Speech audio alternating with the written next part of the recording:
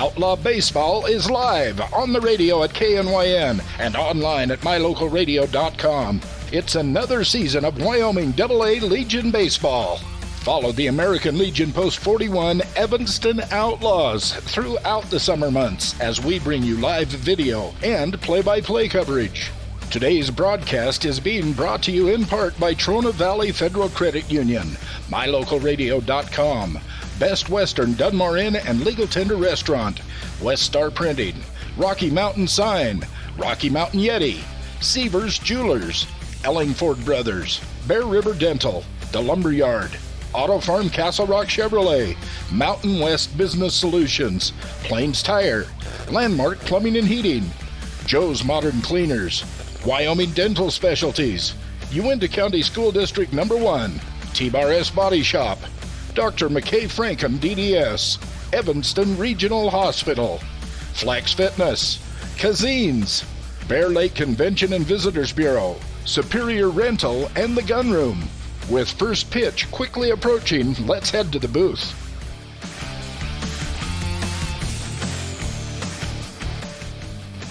Good evening. Welcome to Green River, Wyoming, and Stratton Myers Park. Ryan Steinert here with Dan Hubbard as the Green River Knights host their first home game of this regular season at, of course, Stratton Myers Park. It's the Evanston Outlaws and the Green River Knights. We're just about to get underway here with this will be the fourth time these two teams have met up this season. We'll tell you about that in a bit. We'll also hear from Coach Jason Lloyd when we return on our pregame coverage on this First Bank presentation of Outlaws baseball on the Big Dog and mylocalradio.com. One of the biggest challenges we face when it comes to regular exercise is finding time to get to the gym. This is Kim Carden, owner of Flex Fitness Gym. I've got great news. Now you can work out whenever it's convenient for you. The Flex Fitness Gym in Evanston is open 24/7 for members. With keycard access, you can work out in our safe, clean gym using our professional equipment when it's most convenient for you. Don't let time hold you back anymore. Visit Flex Fitness today, 100 Yellow Creek Road, right next to Smith's in Evanston. When you hear Lazy Boy, Serta, and Ashley, what do you think of? Probably recliners, counting sheep, and furniture. Well, now you need to add Kazine's Furniture to that thought. What about GE and Simmons Beauty Rest? Don't forget to add Kazine's Furniture to that thought. Whenever you think of top-of-the-line brand-name furniture, think Kazine's Furniture. From the front room to the bedroom, the kitchen to the office, Kazine's has the furniture you're looking for. Kazine's Furniture on Front Street in Evanston. Ask about 6 months, no interest, OAC. New owners, new inventory, Kazine's Furniture. Ryan Steinert with Jason Lloyd, coach of the Evanston Outlaws. Coach, a good weekend in Jackson. Yeah, we have 2 weekends in a row. Been really good. Kids' confidence really high right now, with the bats and, defensively as well, so just kind of all the way around. We had a couple of good practices this week, or Monday, Tuesday. Had a light practice Monday, and then Tuesday we had a pretty good practice, so ready to have a game instead of practice. You're going 7 days a week with the games on Saturdays and Sundays. Yeah, so far we have. We'll probably take a break where we don't play this weekend after this game. Give some more. I know that Ryan's arm was a little tender after the 100 pitches, which is, normal. So we'll probably give him a couple days break for this weekend. Let's talk about that win over Jackson. You guys jumped out early, the 4-0 lead, and survived a furious comeback they had. Yeah, and, the comeback they had was led by us, a couple errors. So... And we seem to always do that against Jackson. If you give them a little window, they're gonna scratch and claw back. They don't give up. So, luckily we were able to hang on, but it was a good game for us for adversity to, what we need to work on. Hey, we got to clean up our game. If we're going to beat teams like that, we can't leave a window open for them to get back in. And so that was the discussion we had. Tell me about the next game. The next day you took on Green River, beat them pretty handily. Yeah. Who did we pitch? I think we pitched Gus that game. He pitched. He wasn't really on his game, but enough to. He did okay. But defensively, I don't think we had many errors, and the kids just jumped out on bats again, and just kind of like what we've been doing. So hopefully we can do the same tonight. Would you expect the same tonight? I mean, you've played Green River 3 times, and I think you've scored 50-plus runs. Yeah, I would hope so. I don't know the mindset. You think of kids going, oh, we've played this team so many times. I hope they come out with the same intensity. And we talked about it on the van coming in, and to keep it up, I think we've seen all of their pitching. So hopefully we just continue to, keep with the hot bats. Baseball's a funny thing, though, especially, right? I mean, anybody can have a great night or a bad night on any given night. Yeah, absolutely. So hopefully it's still in our favor. You know, our kids are ready to play. They're tired of practice, so much rather play games. So we're going to start with Ethan on the mound, young freshman. We'll see how he goes, and then we'll go from there. In past years, it's about this point you've played Green River 5-6 times. This year it's only 3 so far. But you guys excited? You mentioned earlier to have a game, not be practicing tonight. Yeah. The kids are excited. They were like, "We're not. This one's not being canceled, is it?" That yesterday in practice, we're like, "No." So they're excited to play games always.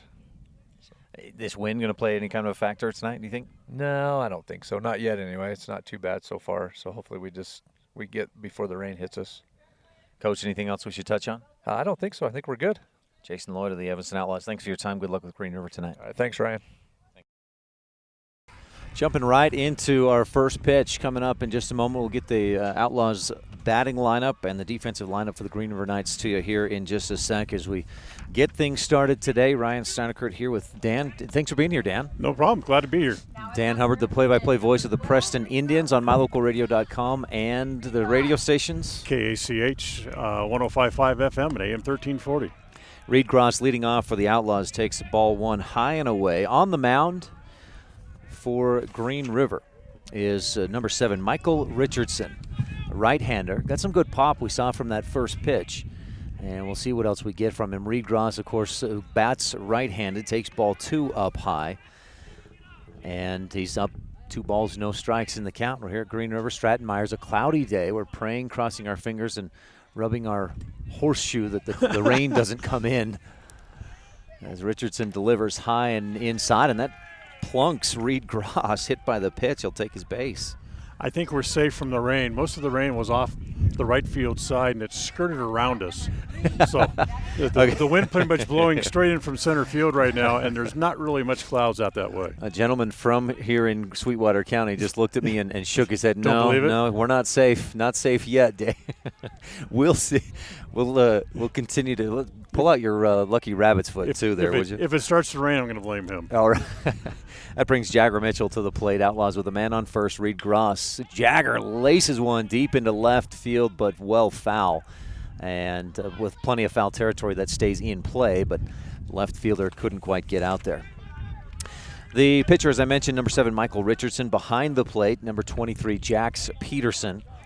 At first, number 20, Jace Griffiths. Second baseman is 17, Corbin Serrano. Third base is number 31, Ramsey Talaferro. Shortstop, number 6, a name you're familiar with if you followed the Outlaws and the Knights in recent years, Joe Schultz. Outfield left to right, number 13, Marcus Molina. Center fielder is number 3, Dylan Serrano. And in right field is number 22, Taylor Jensen. Reed Gross running on a hit and run. It's popped up right to second base. Gross able to get back safely, but Jagger Mitchell retired on the infield fly. Brings Ryan Fisher to the plate. Fisher playing left field today for the Outlaws. Pitched a complete game victory against Jackson this past Saturday, a 7-6 win. He hits right. A little bit of a different view if you're watching on mylocalradio.com this afternoon. We've become accustomed to when we're in Green River, we have some little bit of space in their small crow's nest press box media area. But today at Stratton Myers, they've changed things up with new head coach Lale. Make sure Ben Lale. They've added a PA announcer plus one other individual in the box, and we were kind of shoved out. Fisher takes ball 1, a breaking ball that dropped out of the zone. May have been a little inside as well. Gross with a short lead at first. Richardson, a slow move to first. He made a quick step over there, but then a kind of delayed throw.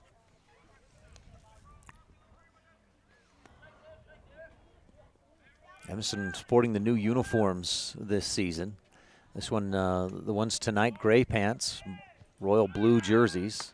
Gross heading for second, and he'll slide in safe. The throw by Peterson off to the left toward shortstop, and so Reed Gross has the stolen base and is in scoring position with 1 down.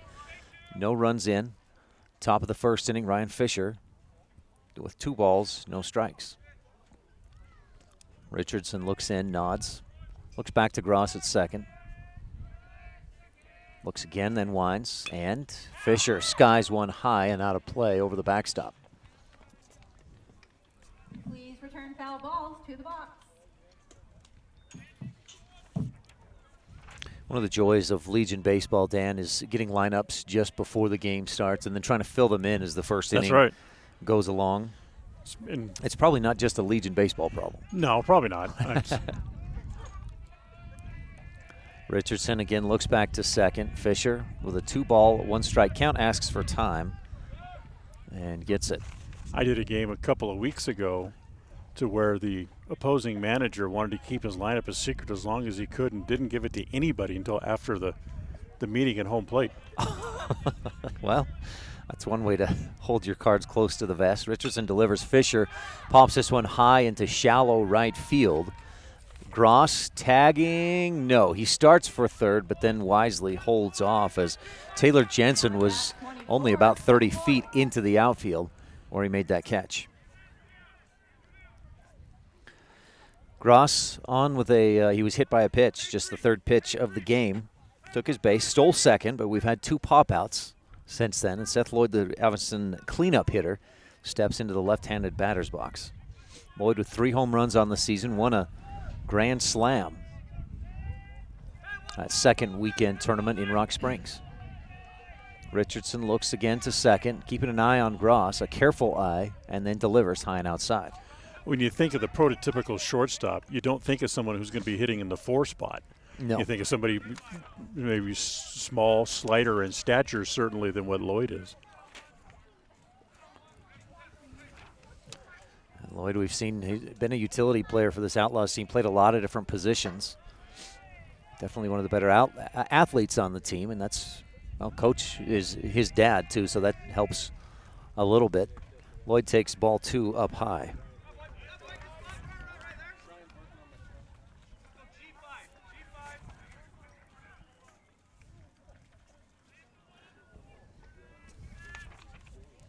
Coach Ben Lale in his first year, a longtime coach of the Knights. Stub Hatfield resigned a couple of years ago. Lloyd takes a strike fastball in the inside corner. Stub Hatfield, as I understand now, helping out with the Rock Springs Sand Puppies, cross-county rival of these Knights. Richardson delivers. Lloyd laces one deep into right field, but again, foul territory. And with so much foul territory, that one also stays in play, but well foul. Last year, Coach Sturluson led the Knights for 1 season. And in single-A ball, Green River a year ago, up and down a little bit. 15-29 overall. They finished 4th in the single-A West. Won 2 games at the state tournament, their first 2 games, and we're into the, I believe, the semifinals before then losing to Cody and Cheyenne. 2 straight losses eliminated them. Lloyd takes ball 3 high and away, full count.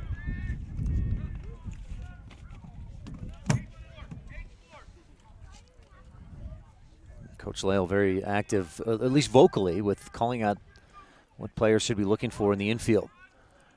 Gross, a short lead at second, 2 outs, a full count for Seth Lloyd. Ball 4 up high and out. So 2 free bases, no base hits yet. Outlaws have 2 runners on with 2 down.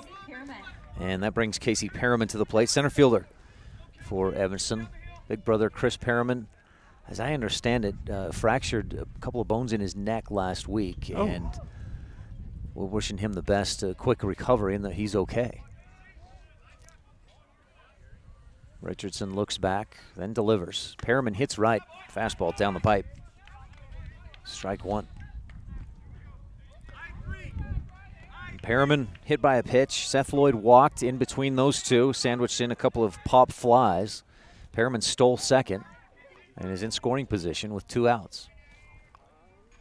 Richardson, 2 looks back to second, then delivers. Chopper back up the middle. Schultz scoops it, bobbles it, steps on second, but lost the ball. Lloyd is safe at second, and we got bases loaded with 2 outs. At bat, number 18, So Perriman reaches on the error. That's not a typical shortstop play for Joel Schultz. He'll be the first to tell you he should have had that one taken care of. Brendan Thompson to the plate. Brendan, the second baseman today, where's number 18, hits right. Bases loaded with 2 outs. Richardson misses high, fastball. 1 ball, no strikes. A few folks pulling the blankets out, more for comfort than warmth. It's really a fairly comfortable evening. High fastball, swing and a miss. Thompson, 1-1 count. That ball up that high in your eyes looks so tempting and so tasty, but it's up at that point where no matter what you do, you're not going to be able to catch up to it. Yeah, you see a lot of players chase those. It takes good discipline to lay off those high fastballs.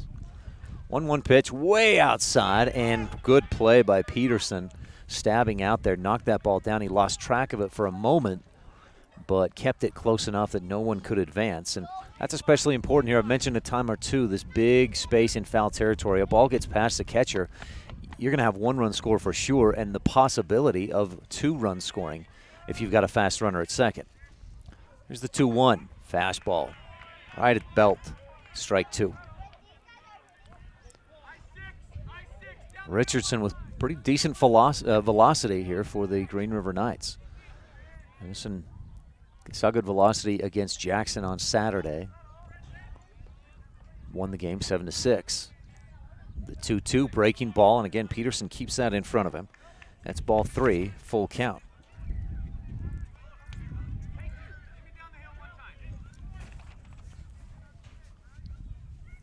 A lot of movement on that breaking ball from Richardson, excuse me. Righty on righty. Here's the full count with the bases loaded. Back up the middle. High chopper. Schultz lets it go under the glove. Reed Gross had already scored. Seth Lloyd around from third, and the Outlaws lead 2-0. No base hits, but a couple of errors and 2 unearned runs for pitcher Michael Richardson. At number 11, Gus Allred. So Gross from third, Lloyd from second. Perriman advances around to third. Thompson stayed at first. And Evanston has runners on the corners with 2 outs in the top of the first and a 2-0 lead. Gus Lloyd to the plate. 6 RBIs for Gus last Saturday in the 2 combined games against Riverton and Jackson. He's got an RBI opportunity here, takes ball 1 up high.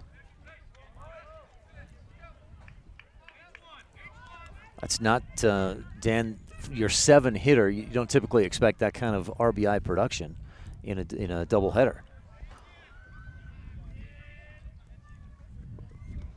Wind and the pitch, hit the dirt, but it looks like it got Gus first. At bat number 10, Ethan Bose. Got him on the shoe. And that'll prompt a visit from Coach Ben Lale of Green River. And this is a situation, I think, Dan, you've been around baseball a little longer than I have.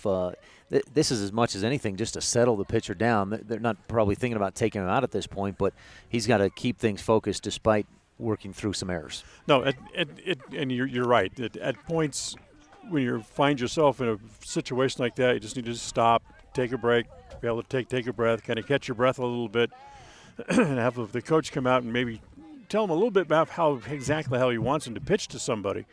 Especially in this situation, he's had the bases loaded now for the second time and he's yet to give up a hit. Outlaws have 2 runs, both unearned in this top of the first. Line drive down the left side off the glove of third baseman and into left field. Ramsey Talaferro made a good dive at it but couldn't stop it. Runners advance station to station, and there's your first Outlaw hit of the game. Ethan Buse on the first pitch he sees earns an RBI, and Evanston leads 3-0. Brings Kendall Cummings to the plate. Casey Perriman scored on that base hit. Thompson to second, Allred Thompson to third, Allred to second. Cummings takes ball 1 up high, number 9 hitter and right fielder for the Outlaws. Hits right. 2 outs, bases loaded, 1 ball, no strikes for Cummings. Outside, misses, gets away, and heading for home, Brendan Thompson makes it in time. The throw behind Richardson. It rolls down to the third baseman. And Thompson crosses the plate. Evanston leads 4-0.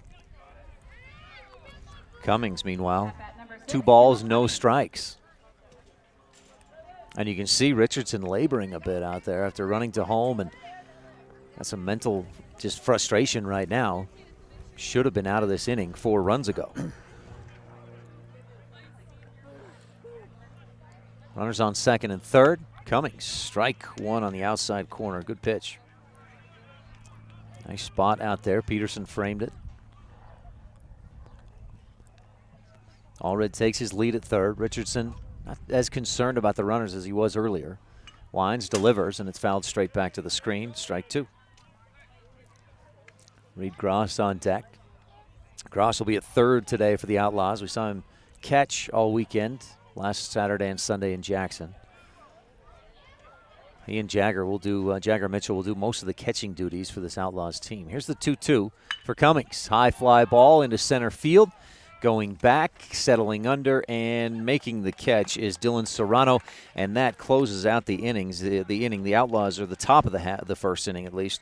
Outlaws get 4 runs on just 1 hit, 2 errors, a couple of hit batsmen plus another walk, and those 2 errors very costly for Green River. Bottom half of the first coming up when we return on this First Bank presentation of Outlaws baseball on the Big Dog and MyLocalRadio.com. We're here to help strengthen our community. Yes, that's right. At Trona Valley Federal Credit Union, we take pride in belonging to our community. We encourage people of every race, gender, and belief to come together and give their all towards the betterment of our community. It's about people helping people. When you join our credit union, you also join a movement. At Trona Valley, we are thankful for our members, member NCUA, Trust NCUA, a credit union system that is safe, sound, and secure.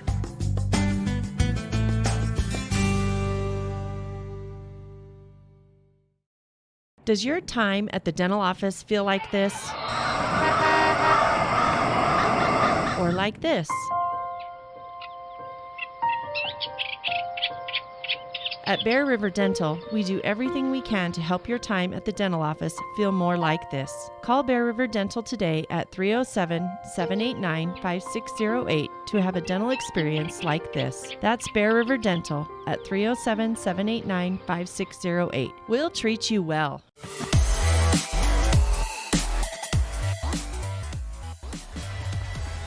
Back at Stratton Myers, where the Outlaws lead 4-0. Evanston didn't get a hit until they'd already had a couple of runs cross the plate, and then Ethan Buse with a hit that went down the third base line, was knocked down by the third baseman, Ramsey Teleferro. But Evanston took advantage of a few errors, a few walks, and those things pile up, Dan. They do. And that was, you talked about his frustration there before he got the third out, and that was part of his frustration. Not only the defense who extended the inning with the 2 errors, but then he gave a walk, hit a couple of batters, and 2 of those 3 ended up coming in to score part of those 4 runs in the top of the first inning. Outlaws starting Ethan Buse, which I believe this is Ethan's first start as an Outlaw. Coach Lloyd mentioned to me he's a freshman, young right-handed thrower. And we saw him get to the plate, and he had that lone single of the first inning for Evanston. Again, 4 runs on just 1 hit, 2 errors. Evanston did strand a couple of runners. Nobody struck out. We'll get a pitch count for you in a little bit. Again, I'm scrambling a little bit just to get my score sheet filled out. But the Outlaws coach Jason Mitchell keeps stats on Game Changer, and they've shared their username and password for us so we can get updated stats as the game goes along. Oh. Jax Peterson, an Ozzy Osbourne fan, apparently. There's a volume control up there someplace. Number 23, the catcher. He hits right.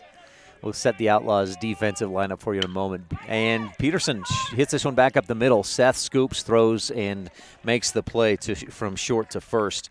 The 6-3 put out, and Peterson is retired on 1 pitch. Number 17, Corbin. Outlaws defense, Buse on the mound. Jagger Mitchell behind the plate, Gus Allred at first, Brennan Thompson at second, Reed Gross at third, Seth Lloyd at short, outfield left to right, Ryan Fisher, Casey Perryman, and Kendall Cummings. Buse Right-handed pitcher throws down in the dirt. Ball 1 for Corbin Serrano. The second baseman on deck is shortstop number 6, Joe Schultz.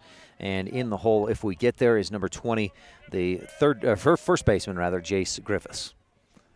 Buse misses low and away on a off-speed pitch, ball 2. Serrano hits right. Outlaws got 4 runs in the top of the first and lead 4-0 in the bottom of the first. Outside corner, strike 1 from Buse.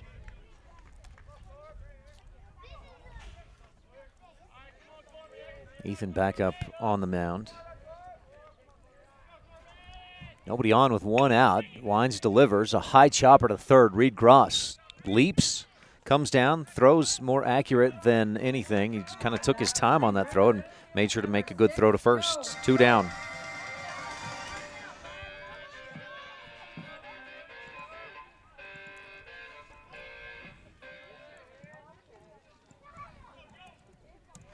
We're having some buffering issues, it sounds like. We'll change a few settings here and see if that helps things out. Our internet was doing really well. Seems to have dropped off just a bit. A line drive back up the middle, and Lloyd leaps and catches. And the Green River Knights go down 1-2-3. Good contact by Joe Schultz. Lucky for Evanston, it was right at the shortstop, Seth Lloyd. No runs, no hits, no errors, nobody left on. Outlaws lead 4-0 as we head for the top of the second on this First Bank presentation of Outlaws Baseball on the Big Dog and MyLocalRadio.com. There is no job too small or too big. You'll find what you need at the Lumberyard in Evanston. We carry over 25,000 products under one roof. If we don't have it, we can order everything you need to finish every project, large or small. The Lumberyard also delivers. Make sure you always check the Lumberyard first. Excellent prices, great customer service, and quality products. Now you can even shop online at thelumberyard.com. The Lumberyard, 400 Front Street in Evanston. With a fresh salad bar featuring many different types of salads, soup, and a baked potato bar, there's something for everyone at the Legal Tender restaurant inside the Best Western Dunmar Inn in Evanston, Wyoming. The Legal Tender got its name from owner Jack Dub Mills, a retired FBI agent. Dub interviewed many notorious gangsters like Benjamin Bugsy Siegel. The restaurant is full of original photography and history you won't find anywhere else. Come in today, the Legal Tender restaurant, 1601 Harrison Drive, Evanston, Wyoming. Light up your world with a custom-built LED sign from Rocky Mountain Sign in Evanston. It's a proven fact that signage that lights up creates more attention. So light it up and then add text, images, and video, and your sign becomes even more powerful. Start sharing your advertising messages and information with your customers today. The team at Rocky Mountain Sign provides all types of quality signage that is custom-built and maintained. Call today for a free quote. Rocky Mountain Sign, 307-789-5202. Rocky Mountain Sign, serving customers in Wyoming, Utah, and Idaho.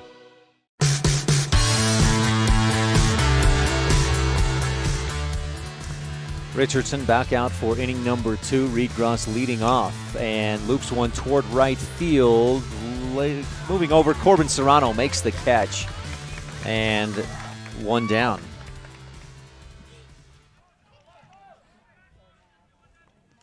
Stetson, all he needs is just a little bit of a break. You know, he hit the guy, got a man on base in the top of the first inning almost immediately. Then battled back and got 2 quick outs, but then the walk, a couple of back-to-back errors, a hit batter, and the RBI single.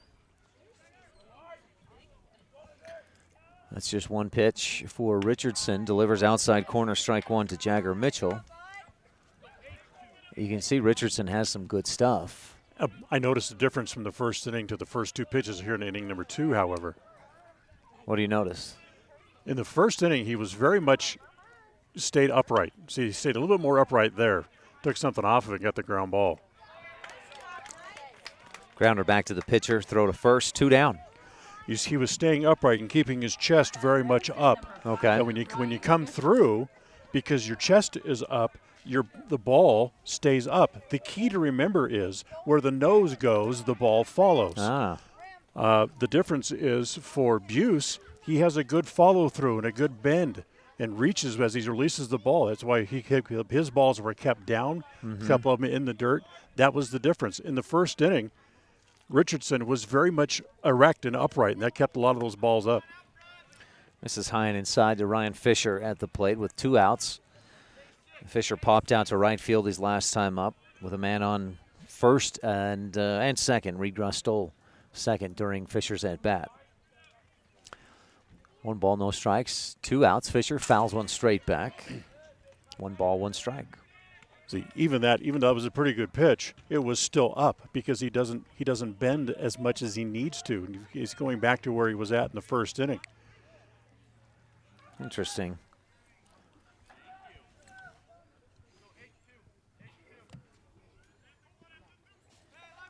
You know, the old saying for pitchers, you remember to drop and drive. Drop and drive. You sink down on that back knee and drive forward, and that helps bring your body and your chest down as well. Breaking ball in there, strike 2 to Fisher.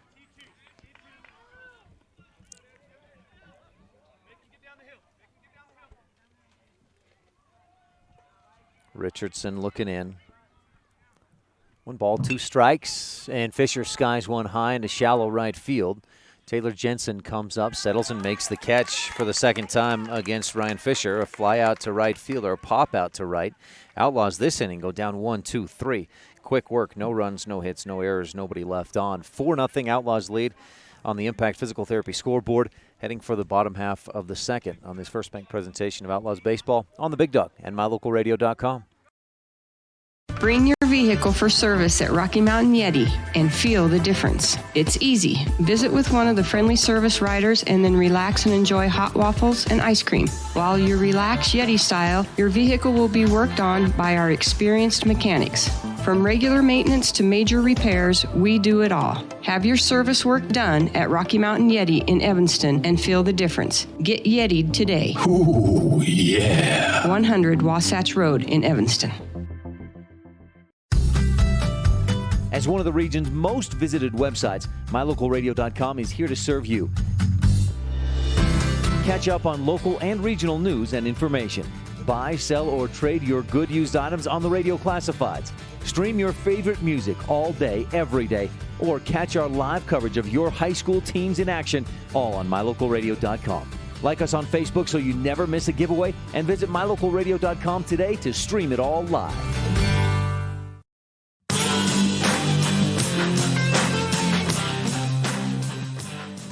Dan, you saw a big adjustment from pitcher Richardson, Michael Richardson, and that made a big difference. It did. It did make a big difference, especially if you pick it up. I don't know if our crowd mic picked it up or not, but just before he threw that last pitch, Ben Leal, the head coach, he was yelling at him to make the pitch be downhill. In other words, get your elbow up, get on top of the ball, and when you follow through, you're reaching down and bending at the waist, and that's what he did. He made a good pitch, and he got the fly out. Outlaws, after batting through 9 hitters in the first inning, they got 1 base hit, got a couple of errors, or took advantage of a couple of errors.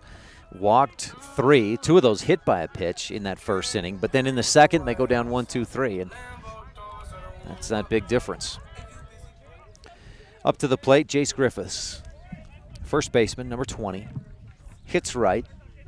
And Buse delivers. Outside corner looked a little high, but must have been right at the belt. Strike 1. On deck, number 22 right fielder Taylor Jensen and pitcher number 7 Michael Richardson in the hole. Buse working quickly, winds and delivers. Hit back up the middle. A short fly ball. Perriman comes in and misses. Couldn't quite get in position. Tried to make the catch on the side of his body. And it drops in for the single. You call that a single, Dan? No, it should probably be an error. Now at bat for the Knights, number 22. Brings Taylor Jensen to the plate. Jensen, the right fielder, with a man on first. That ball literally looked like it went right through the webbing of his glove. Pitch is high. Ball 1 for Jensen.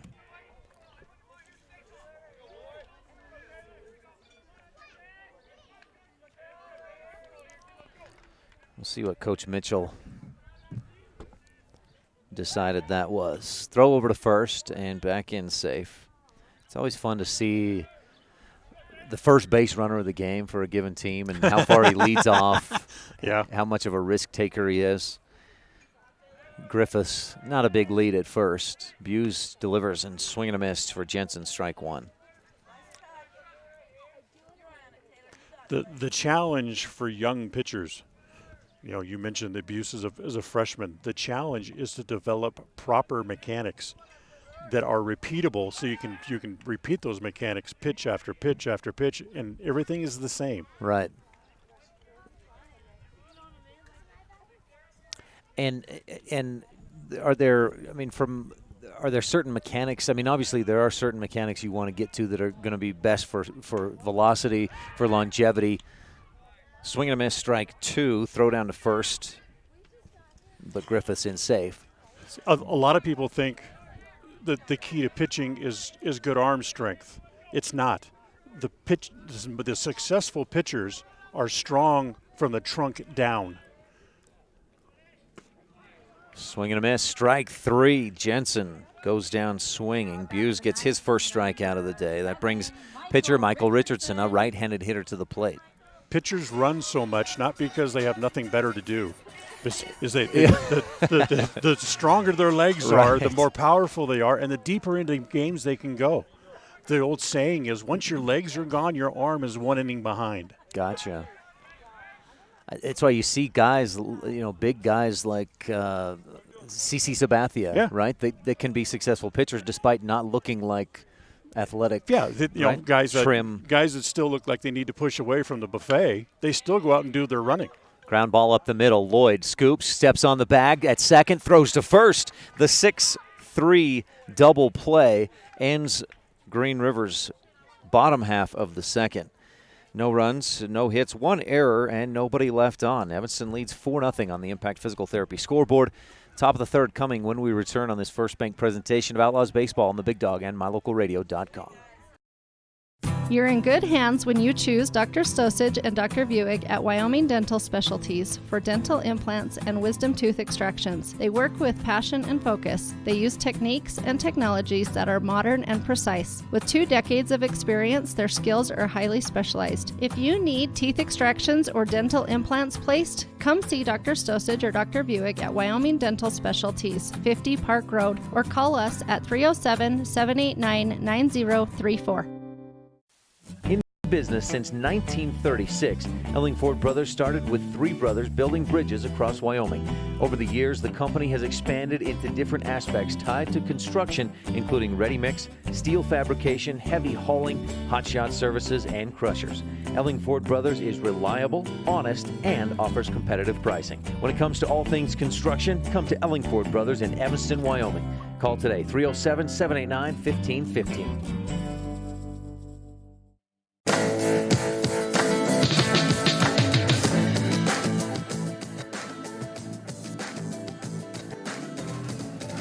Evanston leads 4-0 on the Impact Physical Therapy scoreboard. We've seen just 1 base hit in the game, and that was from the Evanston Outlaws' number 8 hitter in the lineup, Ethan Buse, on the mound for Evanston. He's done a nice job so far. Evanston in the top of the third. We'll see Seth Lloyd, Casey Perriman, and Brendan Thompson, at least. That's Stacy's Repair, or the Impact Physical Therapy scoreboard back up there. Seth Lloyd's last time up earned a walk. Had an even 2-2 count and then saw 2 straight balls after that. Richardson still on the mound, 3rd inning of work. Wines delivers and misses outside. He had a rough first inning. Part of that was his defense, a couple of errors, but he also walked three batters. 1 walk, 2 hit batsmen. Richardson throws right. Lloyd leading off. Skies one high and straight back. Out of play. I didn't see that leave the bat sitting where we are. It looked like it was. It went all the way over behind this, whatever the structure is behind us, went all the way over that. We were not in danger. 1 ball, 1 strike. Lloyd waves the bat. Again, he hits left, swings and misses high and outside. Strike 2. Getting a little bit breezy. Overall, though, a comfortable evening in Sweetwater County, about 60 degrees. Lloyd awaits the 1-2, and Richardson misses way outside. This is a short field, Dan. We were talking about on the way over here. 305 to left and right down the lines, and then 310 It's almost a straight fence in the outfield. 310 to dead center. Richardson winds, delivers, and Lloyd laces it into right field. Good line drive for a single and a base hit. So Lloyd with the leadoff single brings Casey Perriman to the plate. Perriman reached on an error in the first and scored. Casey hits right. Brendan Thompson on deck, also a right-handed hitter. Lloyd and Allred, the two lefties at the plate for this Outlaws team. Seth, a little more risky, a better lead at first base. Richardson glances over there and delivers to Perriman. High and ball one. He's still trying to live up in the zone. That can be dangerous. But the way the wind's blowing today, the wind is now picked up again from when we first got here, and it's also changed directions where it's blowing in directly from left field now. Inside, that misses Perriman, but gets away from Peterson off toward the third base side. That allows Lloyd to run down to second base, and Perriman has a 2-0 count. The wind kind of swirling a bit, and yeah, it's right now, look, at least according to this flag to our left, it's blowing like from down the line in left field straight toward home. Way up high. Peterson jumps up and pulls in ball 3.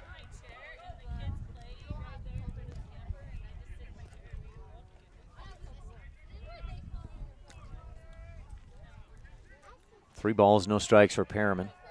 Lloyd at second base, singled to get on and then reach second on a pass ball. Richardson fakes a throw back to second.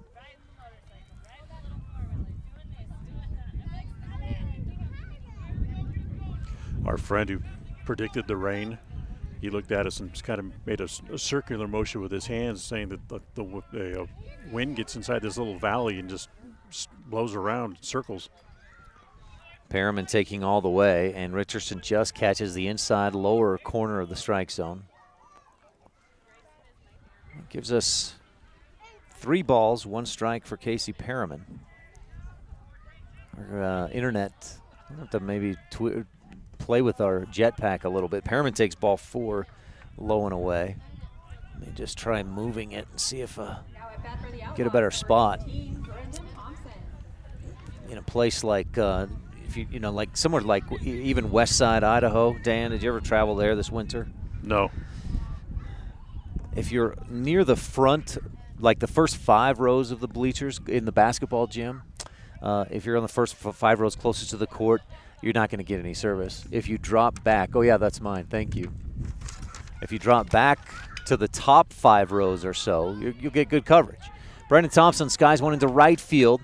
Caught by Jensen. Lloyd tagging. Slides safe into third just barely. And staying safe at second, or at first rather, is Casey Perriman. So Brendan Thompson flies out to right. And Gus Allred steps into the batter's box, left side.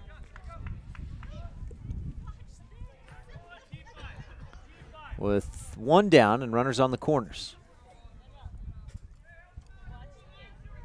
We've got Richardson at about 45 pitches through 2 1/3 innings. We're in the top of the third, and Evanston leads 4-0.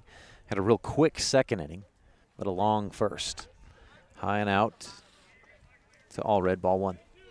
The other mechanical issue that he fights, being Richardson, is as he stays upright, is just as he just gets ready to release the ball, you'll notice his elbow drops, and you end up throwing the ball this way instead of getting, and allows your hand to slide under the ball.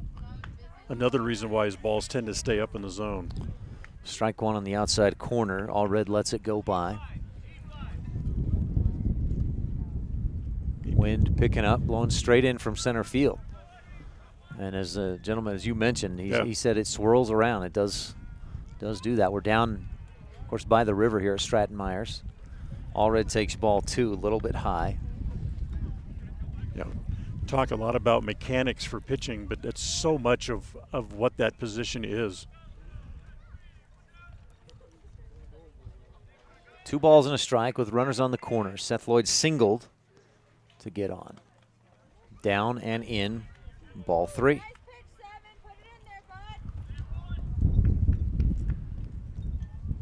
Casey Perriman on first. Runners on the corners with 1 out. Evanston again leading 4-0. They got all 4 of those runs in the first.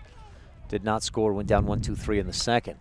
Allred takes ball 4 upstairs and takes his base. And already that's 2 walks in the inning. 3 walks and 2 hit batsmen. We've got, that's 5 Outlaw base runners on walks.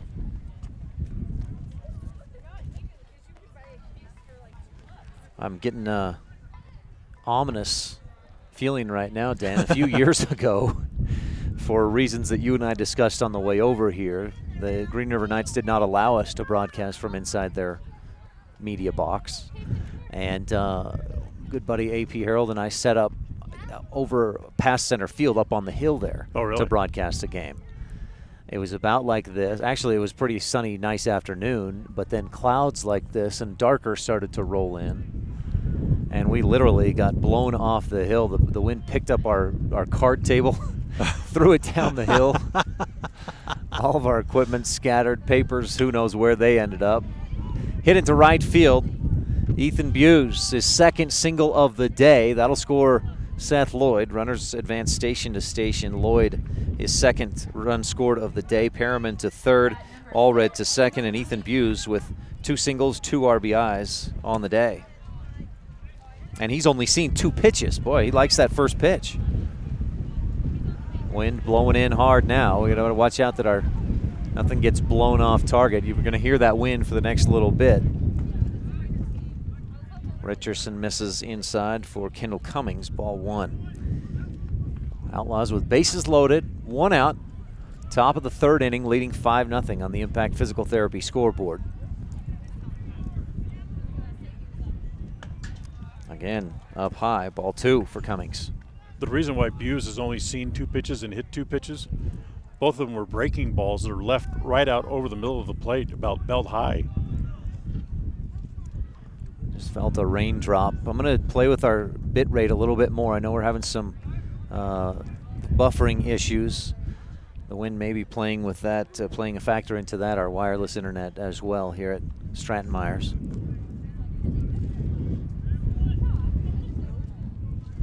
So 3 balls, no strikes, bases loaded.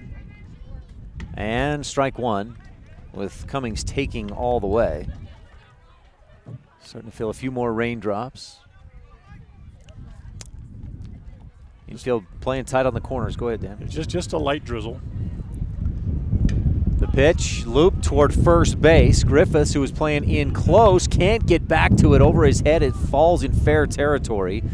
And the Outlaws score a run. Chris Perriman from third. Again, runners advance just station to station, but an RBI single for Kendall Cummings. The wind knocked that down, man. That ball was headed toward medium deep right field, and it landed about 3 or 4 paces out onto the grass just inside the right field line. So Gus Allred moves to third, Ethan Buse over to second, and Kendall Cummings with the single is at first, and that is the day for Michael Richardson, who sandwiched in between 2 rough innings, the first and the third. He looked real good in the second, retired the Outlaws 1-2-3 hitters in boom, boom, quick fashion. I think he delivered just 7 pitches in that second inning.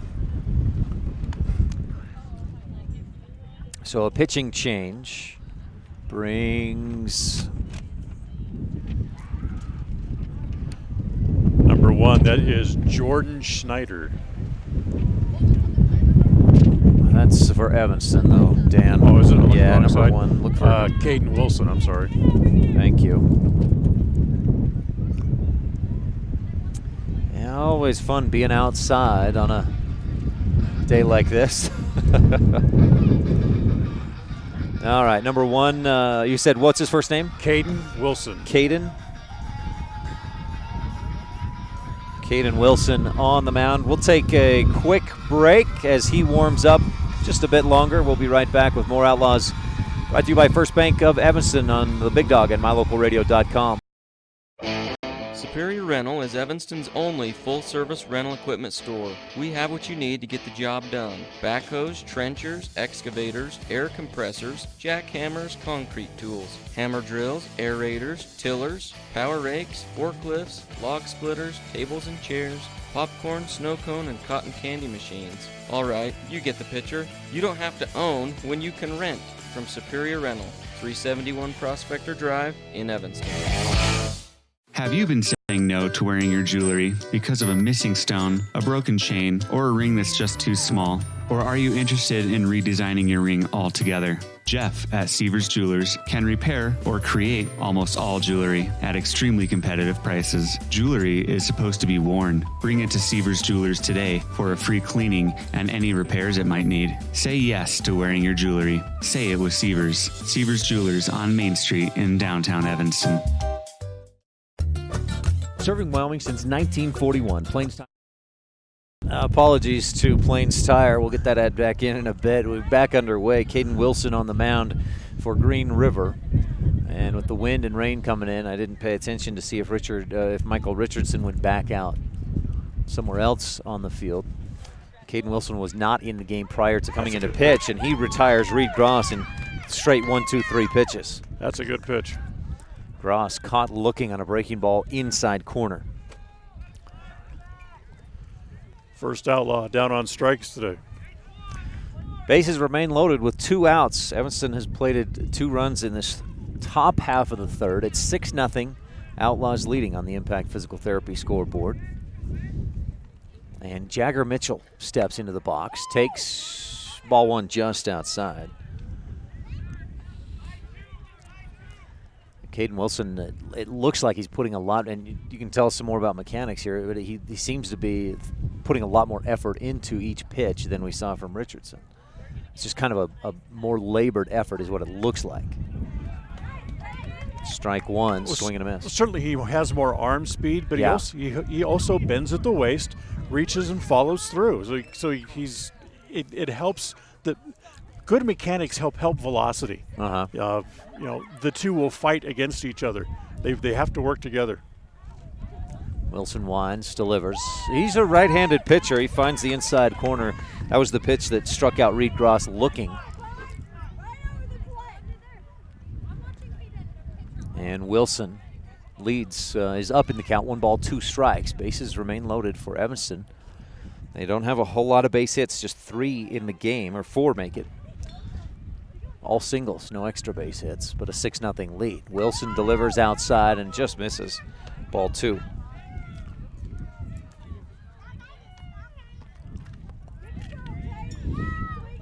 Jagger Mitchell with a 2-2 count, steps back in. Jagger 0 for 2, popped out to second, grounded out to the pitcher. In his 2 at-bats so far today. Here's the 2-2.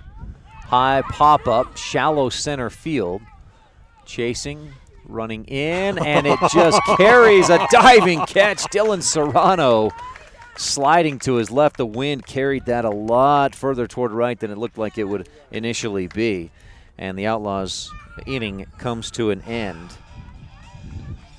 3 base hits, 2 runs on 3 hits. And we didn't have any errors, did we? Nope. 3 left on for Evanston, leading 6-0 on the Impact Physical Therapy scoreboard, with the bottom half of the third coming up when we return on this First Bank presentation of Outlaws Baseball on the Big Dog and MyLocalRadio.com. Superior Rental is Evanston's only full-service rental equipment store. We have what you need to get the job done. Backhoes, trenchers, excavators, air compressors, jackhammers, concrete tools, hammer drills, aerators, tillers, power rakes, forklifts, log splitters, tables and chairs, popcorn, snow cone, and cotton candy machines. Alright, you get the picture. You don't have to own when you can rent. From Superior Rental, 371 Prospector Drive in Evanston. Have you Plains Tire Pro dealer with their nationwide warranty service, and check out their Plains Tire phone app. Come down and see us at Plains Tires on 157 Bear River Drive for all your automotive needs. Hablamos también español.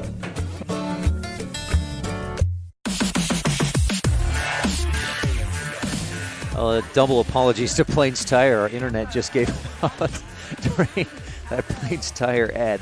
Plains Tire is a great place to get your tires. I had my wife go there just a few months ago to get new tires for our vehicle, a little SUV crossover that she drives, and boy, they treated her well. They were honest. They got us some great tires, all weather, at a good price, and really took care of us. So next time you need tires, stop in at Plains. Ramsey Talaferro to the plate. Strike one from Ethan Buse. Buse throws right, ground ball back up the middle. Thompson ranges just a few steps to his right, makes the scoop. A low throw to first, but it's in time and scooped up by Gus Allred, one down. That grounder back up the middle by Talifero. Just not a ton of power on it. Hit the mound, and that kind of killed its momentum. Brings Dylan Serrano to the plate. The Outlaws have gone through the batting order. They're working on a third time. This is number 8 hitter Dylan Serrano's first at bat today, and pops one out of play to the neighboring soccer fields over the first base dugout. Well, Buse is yet to give up a hit. He gave up the error up on the center fielder, Perriman, last inning, but thanks to the double play ground ball, he still only faced the minimum. And is pretty low on the pitch count. I've got 1, 2, 3, 4, 5, 6 pitches in the first. 1, 2, 3, 4, 5, 6, 7 pitches in the second. So he's at under 20 pitches still. Misses low and away after missing high and in. 2 balls and a strike for Dylan Serrano, the center fielder, who made a diving play to end the top of the third. Serrano hits right and takes ball 3 just low. And you notice, as soon as he made that play, the wind stopped gusting and has slowed down. I hope that stays that way. 3 balls and a strike. Buse delivers down the pipe, strike 2. Serrano thought about swinging, checked it, and he's got a full count.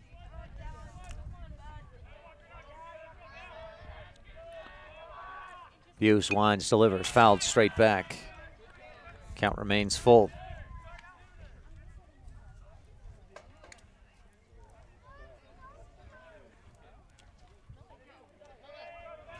Nice atmosphere here. You got fans to both of our sides. Green River fans on the right. Buse misses just low and outside. Ball 4 for Serrano. Second base runner of the day, but still not a hit against Buse. Marcos Molina, the next man up. Number 9 hitter, left fielder, number 13, hits right. Steps into the box. These teams familiar, these individuals, I should say, very familiar with each other. The teams are as well, but these both these programs have B squads and play against each other a number of times during each summer. High and inside, Molina backs away just enough to get out of the way. Ball 1. Buse from the stretch, looks to first. A very short lead for Serrano, and he dives back in safe on the pickoff move.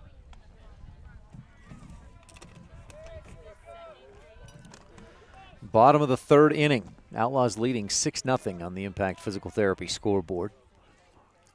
Buse winds and delivers. This one popped high into right field and drifts well foul.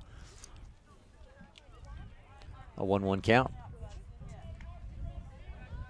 That ever-changing wind direction again coming from left field just kept pushing that ball further and further out of Cummings' reach. The wind had died for a little while there, but picks back up. Just not bad at this point. Look at that play by the umpire. What's the first base coach thinking? I don't know. Throwing the ball in from that after that foul ball, he throws it to the umpire rather than to the catcher. He threw it to the umpire, but he threw it like Nolan Ryan. Buse misses just high. 2 balls and a strike. The umpire, meanwhile, did his best. He caught it with his mask. Yeah, just threw the mask out there. Made an acting job playing the catcher. Uses his mask as a glove. Foul ball over the first base side. 2 balls, 2 strikes for Molina. Can a catcher do that? The answer is no. Use his mask to catch the ball? The mask is something, only a piece of protection for your face. You cannot use it to touch a ball or corral or catch. Ah, so now if incidentally, obviously that's fine, but on purpose, cannot use the mask Saw it happen a couple of times. Saw it in a big league game. Catcher misses the ball, rolls a couple of feet out in front of him, and the mask comes off. He takes the mask and just reaches out in front of him and kind of hooks the ball and rolls it back toward him. That's a balk. Okay. Oh, so is that what it goes in as or counts as a balk? Yes.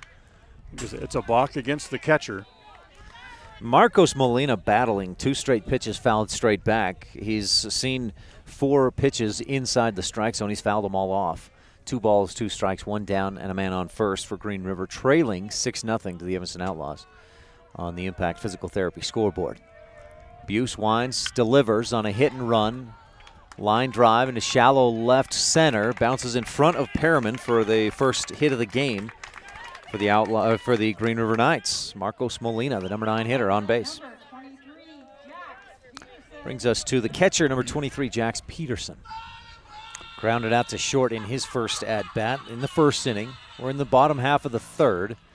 And Green River mounting what they hope will be a rally. Peterson taps both edges of the plate. Buse looks back to second and delivers. High fly ball, well out of fair territory down the left field line, out of play.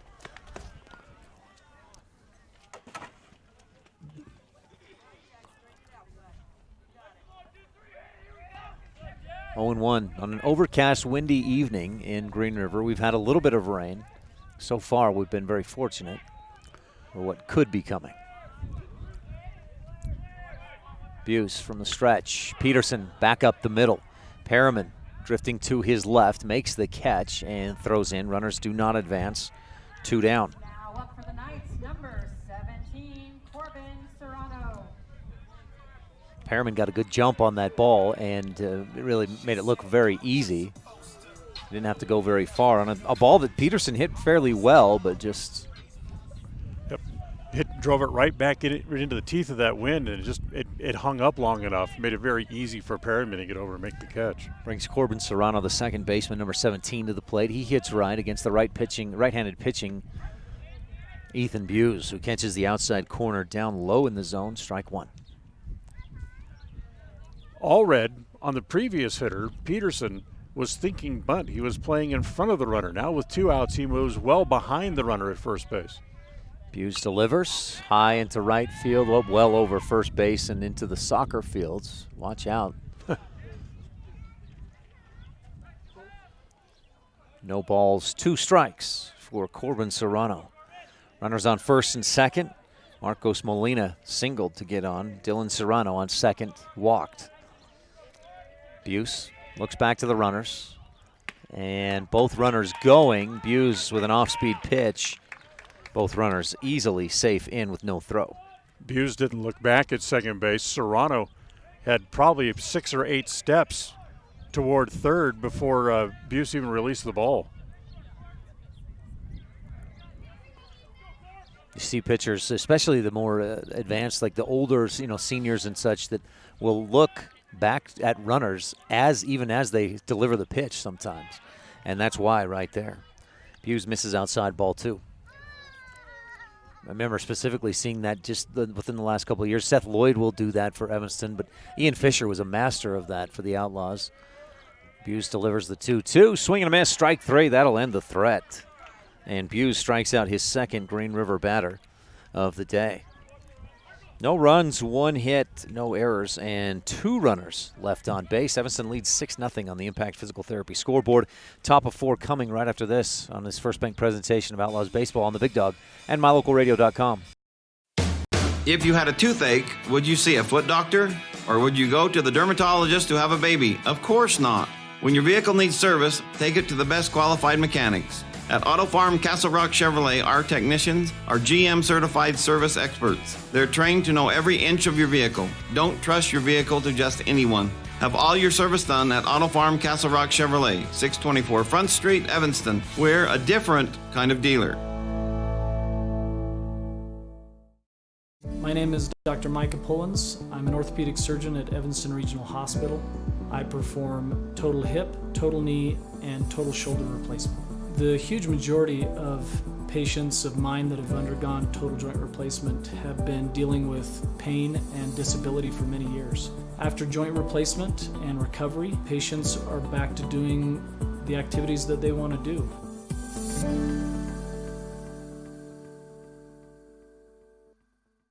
At beautiful Bear Lake, skiing, snowmobiling, sailing, and swimming are just some of the fun activities offered to recreationists. The Greater Bear Lake Valley offers prime hunting and fishing areas, whether it's trout fishing in the streams or ice fishing for Cisco on the lake, hunting deer or seeking elk along the high mountain ridges. The scenic corner of Utah and Idaho offers outdoor recreation and historical interests away from crowds and high prices. Visit bearlake.org for more information.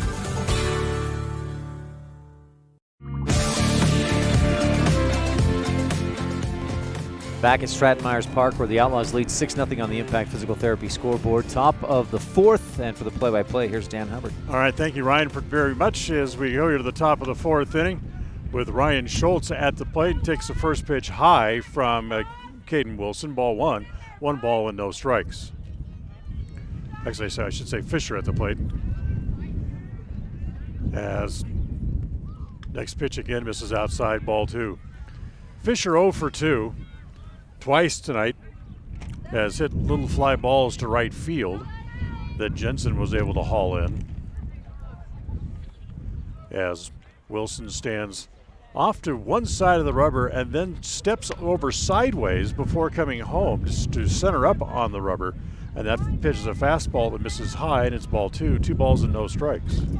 Wind has really picked up, again blowing straight out of center field, and has brought some rain with it. And blowing some dust directly in from center field as well. Wilson ready again. And amongst the raindrops and the wind gusts, the pitch misses up high, ball 4. So Fisher walks. He reaches for the first time today. First walk given up by Wilson. 4th walk overall by Green River pitching. And here is Seth Lloyd, who's singled, walked, stole a base, and scored 2 of the 6 runs thus far for Evanston. As Wilson bluffs back over to first base to try to keep Fisher close.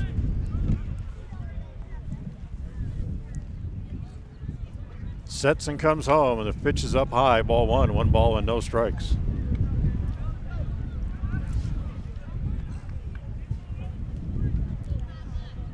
As Lloyd steps out, takes an opportunity to look down to the third base coach's box as the coach deals out the signs down there.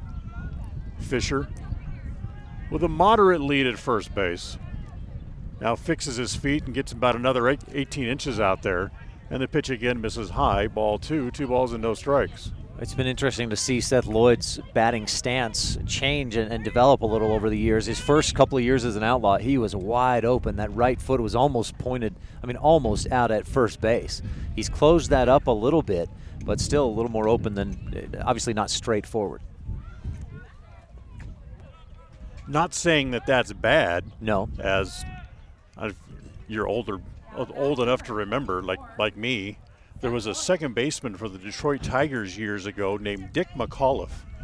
And he used to stand that way. He was a left-handed hitter, and he would open up completely to where he'd show his entire chest to the pitcher as the pitch is down and in, swung on and missed, gets away from the catcher with Fisher running, who goes down to second base. Stolen base, he was running on the pitch. And it's now 2-1. I wonder if that was a hit and run, because that was a pitch that Seth, as smart of a hitter as he is, doesn't probably normally chase that one. No, not at 2-0. You're not going to chase a curveball in the dirt like that. Anyway, Dick McAuliffe would stand, and he would almost face the pitcher directly, and his right foot literally was pointed at first base. Pitch misses inside, ball 3, 3-1.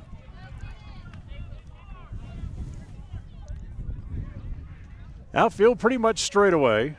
Jensen, the right fielder, pinches over toward the right field corner a bit, so it leaves a lot of room in right center field. In fact, Serrano, the center fielder, is pulled over into right center field a few steps as well. Here's the 3-1 on the way. Hit in the air, along the right field line, down into the corner. Jensen in foul ground disappears from our view, but can't catch up with the ball, and it's now 3-2. Lloyd with really good power and has hit 3 home runs this season. Fisher hit a home run against Riverton at Jackson on Saturday. Those are the 4 hits out of the park for the Outlaws so far this season.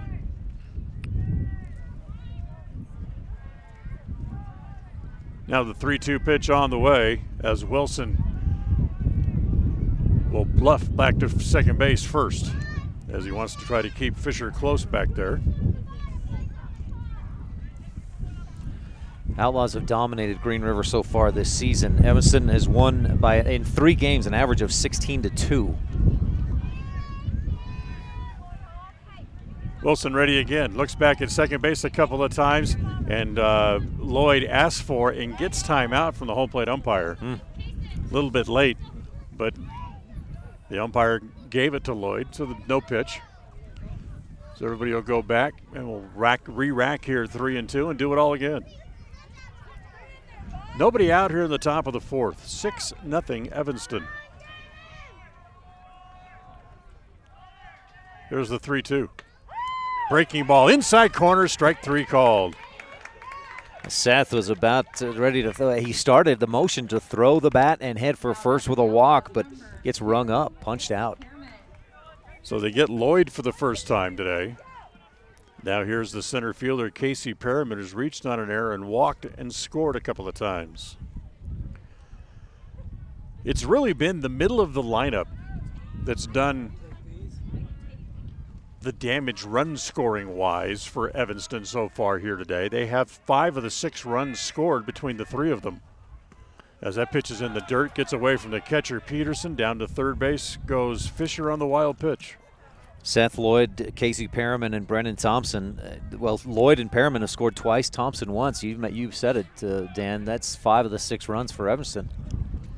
The other run scored in the top of the first inning by Reed Gross. And Evanston's bats have not been great today, but they've taken advantage of a bunch of walks and some errors. Here's the 1-0. Breaking ball, stays low and away. Ball 2, 2 balls and no strikes. Wilson came in the top of the 3rd inning and ended a threat that Evanston had the bases loaded with, I think, 1 out when Wilson got into the game. He retired 2 straight batters in Gross and Mitchell, but right now laboring a bit.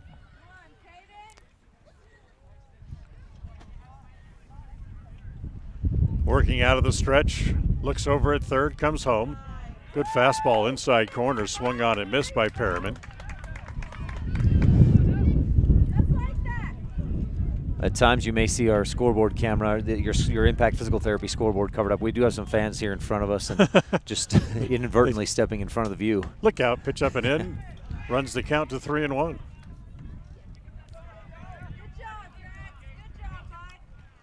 So 3 balls and a strike on Perriman. Has already walked once today. Wilson ready. Nope. Now he's going to back off for a second. Now sets at the letters.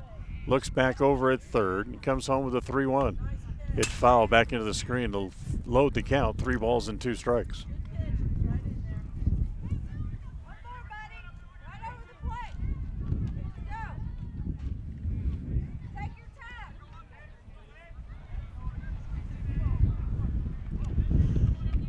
I'm willing to place a wager here that this is Caden Wilson's mom standing here in front of us. I'm not going to bet against you on that, Dan. The 3-2. Line back up the middle, right between Wilson's feet. The second baseman, Serrano, has it, but can't make a play. And coming home to score the 7th run of the game is Fisher. On the single by Perriman, hit right back up the middle. And Perriman, as soon as he hit that, he obviously planted to start to head for first and slipped down, so he was even slower getting to first. Wilson had it look like it glanced off, like maybe the inside of his ankle or the side of his foot. Kind of took some momentum off the ball, but it's an infield hit and an RBI for Casey Perriman, and it's 7-0, sorry. First hit of the inning. Perriman over at first, ground ball to the left side, picked up there by Telefino, dropped it, now regathers and goes to first and gets an out. Thought about going for two, but when he dropped the ball, he lost the play at second base and had to go to first. So 5-3 on the put out there, and with 2 outs, that brings up Gus Allred. Telefero with a great jump on that ball initially, and I didn't think he would get to it, but he ranged quickly to his left to make the play.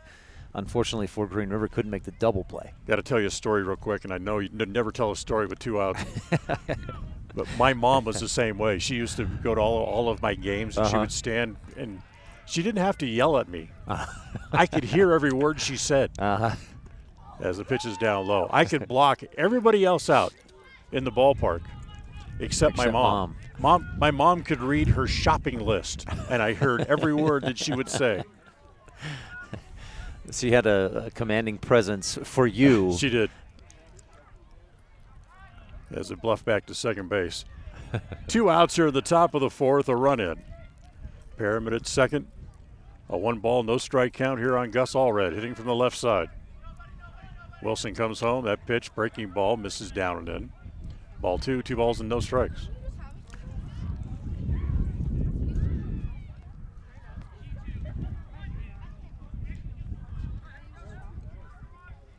Allred backs out for a moment, now climbs back in. Takes a couple of swings. Wilson back up on top again. And here's the 2-0. That's pulled to right field, but right at the right fielder, and it's over his head. Jensen went up, but he got over the top of his glove. That's going to score Perriman. It'll be an RBI double for Allred, and it's 8-0.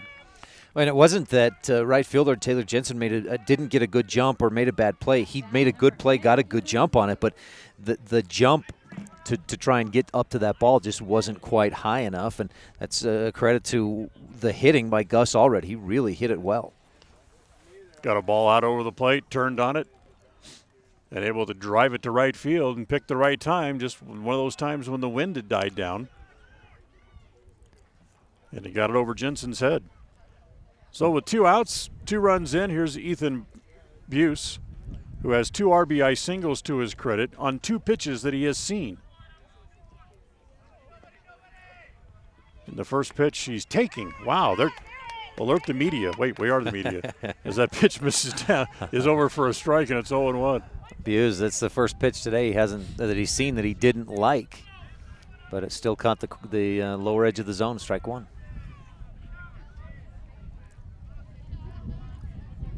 Wilson sets again, looks back at second base at Allred. Kicks and throws. Curveball again, misses outside. It's interesting, too, that Jensen was already playing, you said pinched toward the right field line and fairly deep. Allred, going back to that double moments ago, he really hit that well into the right field corner. Jensen kind of froze on it and then tried to leap at the last minute.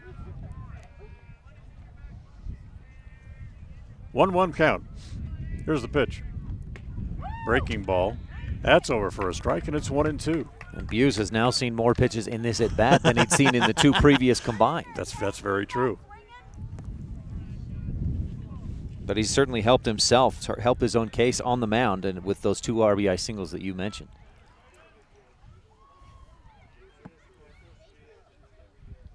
Wilson looking into the catcher, Peterson. Has the sign that he wants. Set at the letters, looks back at second a couple of times, and again, that breaking ball misses off the plate.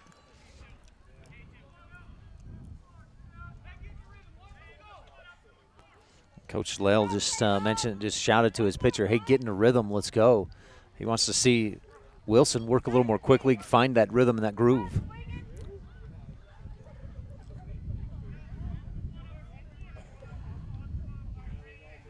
Again, sets at the letters. Again, checks the runner a couple of times and comes home again.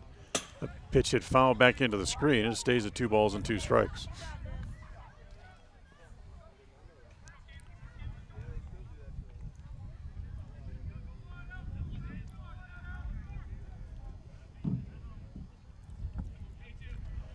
So everybody back to their base. Buse back up to the plate. Wilson with a new ball, sets again. Sneak in behind the runner a couple of times. Now they retreat to their positions, and the pitch home is up high.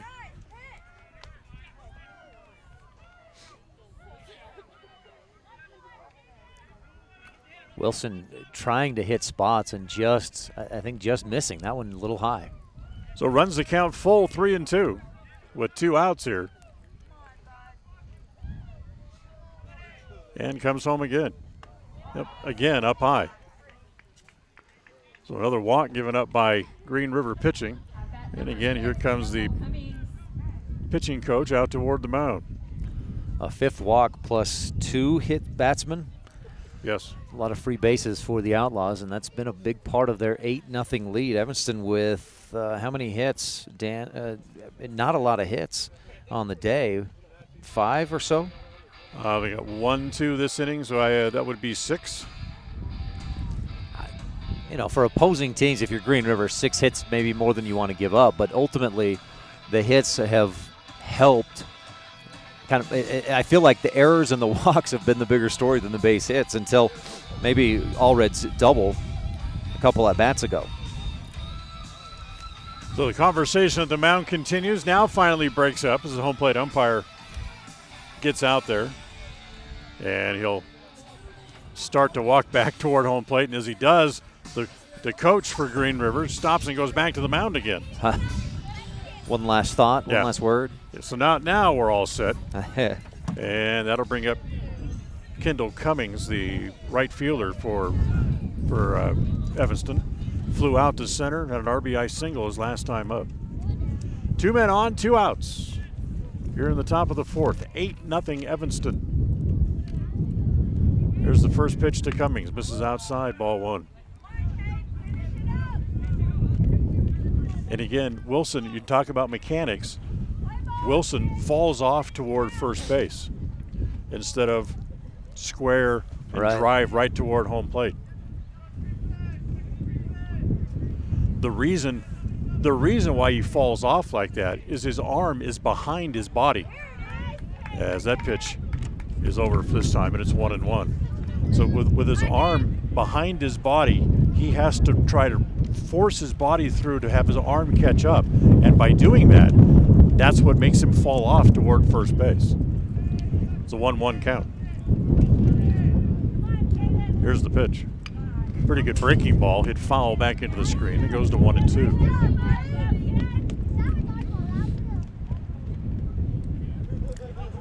Reed Gross on deck. He has batted in all 3 innings thus far. Hoping to get up here in the top of the 4th. Preston sent 9 men to the plate in the first, 8 men to the plate in the 3rd.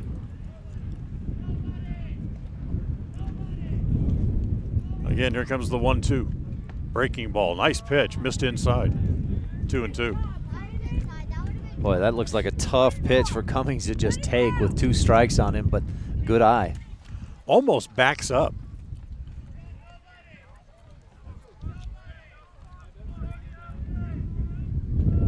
Two and 2. Wilson ready again, and the 2-2 offering. Bounces up there, knocked down by the catcher. He can't find it, and everybody going to move up 90 feet. So down to third base goes Allred. Buse goes to second. Pitch in the dirt will go as a wild pitch. Second one of the inning. Runs the count full, 3-2. Cummings waiting. Here's the pitch. Ground ball toward the hole. Cut off there. Telefaro able to make the play, but then throws it away. That's going to get 1 run in. That's going to get 2 runs in. Going down to second base is Cummings, and he'll be in there. Telefaro, again, made a good play on the ball. He scooped it up clean, but the throw was almost down to the river. That was a long, high airmail. Yep.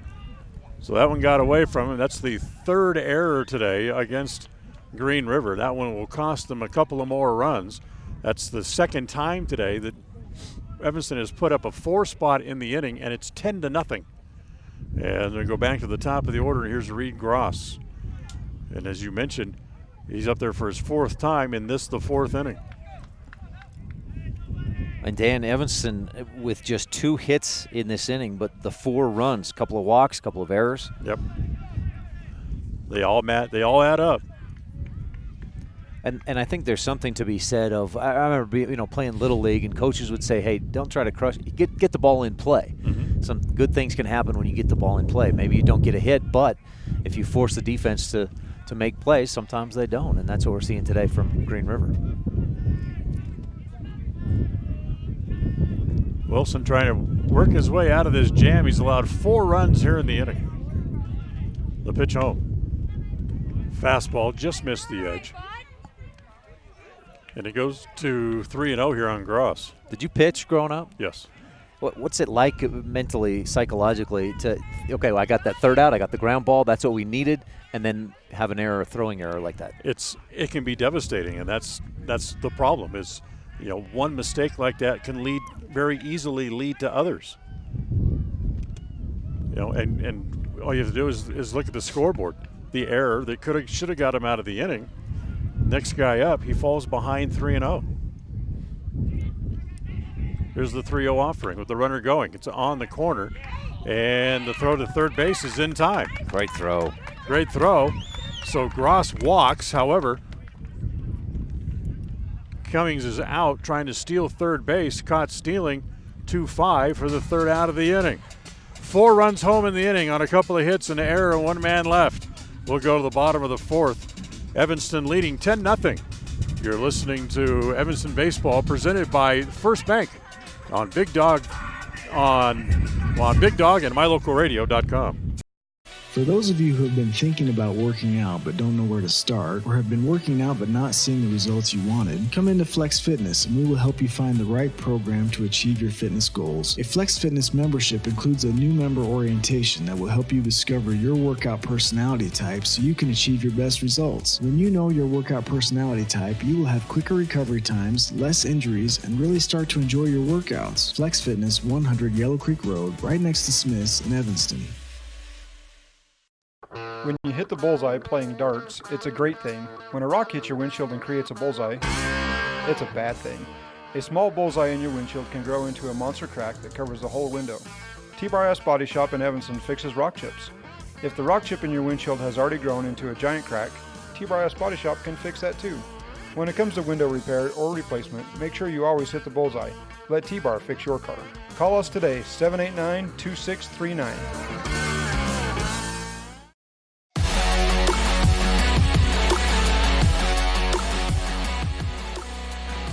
Back at Stratton Myers, where the Outlaws lead 10-0 on the Impact Physical Therapy scoreboard. Bottom of the 4th coming. We go back to play-by-play man Dan Hubbard. Excuse me.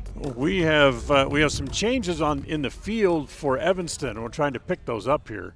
See if the umpire comes back to yell to the official score, and we can relay those to you. 1 for 11.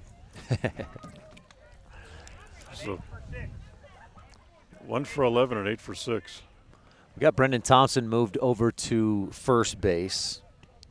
So that's the 11. 1 comes in, and 11 was Gus Allred. Okay. So Thompson's now at first base. Jordan Schneider is in right. That's number 1. And then what was the other one? 1 for 11, 8 for 6. So Kendall Cummings. 8 would be T.C. Coles. Now in the game. So Kendall Cummings checks out, and where did they put? Must be T.C. Coles at second. Looks like it. Okay. So here we go, bottom of the 4th inning as we get all the housekeeping done. And here to lead off is Joe Schultz. Schultz 0 for 1. Barreled one up in the 1st inning, but hit it like a blur right at the shortstop Lloyd for an out. The 1-0. Misses down low, ball 2, 2 balls and no strikes. I've got Buse working very effectively for the Outlaws. 36, 37, 38 pitches, including the 2 he's thrown so far in this bottom of the 4th. Yeah, that is very good. Ball popped up right side. Right fielder, Cummings. or the second baseman. Oh, it's the second baseman, Coles, and not able to get to it as the wind pushed it away from him. And going to second base and in there safely at second is Joe Schultz. That's going to be a wind-blown double for Schultz. Certainly can't fault Coles for going all that way and trying to make the play. Man. What a great effort by Coles from second base. And I don't know if Jordan Schneider in right field even saw where that ball was going, because maybe he just lost it. He did not make much of an effort to try and get there. Maybe our perspective is off and he just knew he didn't have a play on it. So that's just the second hit of the game here for Green Rivers. The leadoff man aboard in an inning for the second time today for Green River. And with one out, or one on rather, and nobody out, here's Jace Griffiths, who takes the first pitch down low, and the wind's starting to pick up again from straightaway center field. A good play by Jagger Mitchell behind the plate, got down, put his legs together to make sure that ball stays in front and keep Schultz at second. Hit back up the middle. There's Lloyd near the bag. The runner will advance, but Schultz will be able to Lloyd will make the out at first base. Schultz, if Green River's in the field, he would have been the one making the play, the shortstop, but Lloyd makes the nice throw and gets the out. So here's Taylor Jensen with a man at third base and one out. Jensen struck out his first time up. The one of two strikeouts for the Evanston pitcher as the first pitch misses up high, ball one.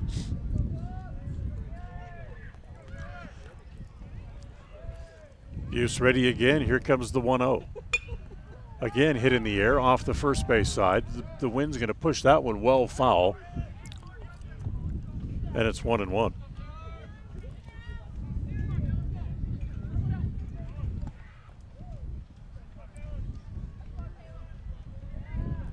The wind likes to do funny things to baseballs as the pitch is swung on and missed in 1-2.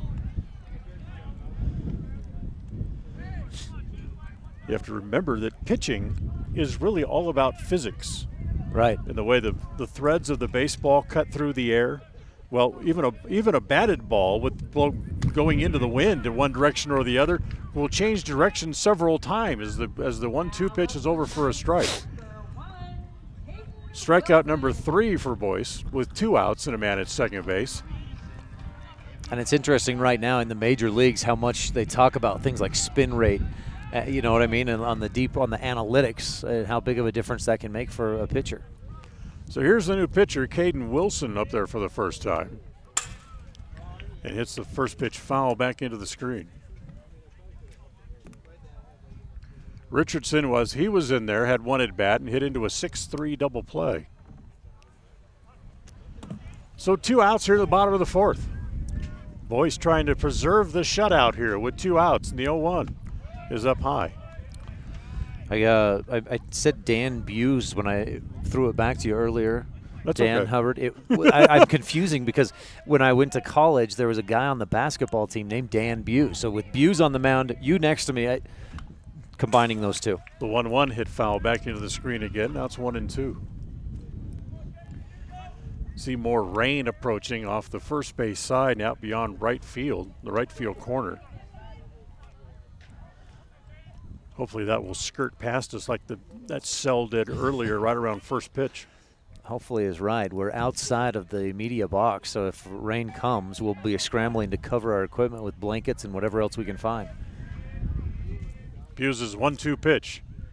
Down the middle, strike 3 call. Gets a couple of strikeouts in the inning and sets the side down. No runs, a hit, 1 man left in the inning. We're done with 4. Evanston leads 10-0 on the First Bank presentation of Evanston baseball on Big Dog and MyLocalRadio.com.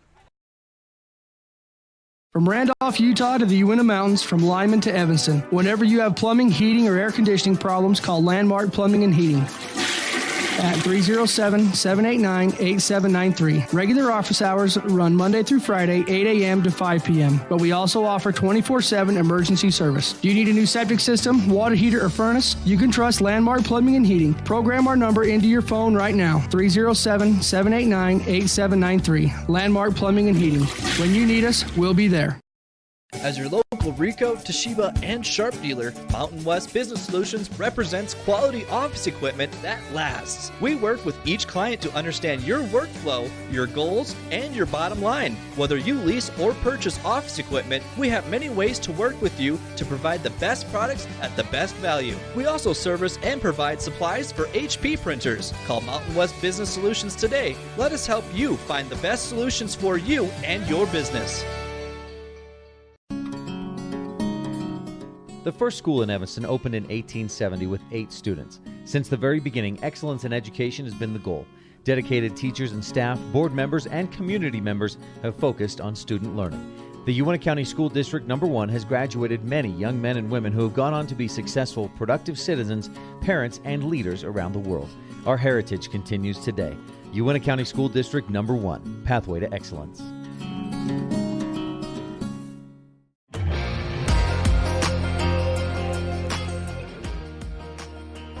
Back at Stratton Myers, where the Evanston Outlaws lead 10-0 on the Impact Physical Therapy scoreboard. Evanston with 6 hits in the ball game, but they've taken advantage of a bunch of errors and even more walks. 6 walks plus 2 hit batsmen, and Evanston leads 10-0. Top of the 5th inning, Ryan Steinekert here with Dan Hubbard. Dan, the play-by-play voice of the Preston Indians, who just wrapped up the high school baseball season, Dan? Yes. A very young team, growing team, had their struggles, and they ended up with a record of 5-16 on the year. And by the way, the new second baseman is Gabe Patton. Gabe Patton at second. Thank you for figuring that out. Did you use your go-go gadget eyes to look around? No, if he finally turned around and showed us his back. Okay. The new pitcher is Corbin Serrano. He was at second base, and he'll face Jagger Mitchell first. Jagger 0 for 3 on the day, but takes ball 1 down and in.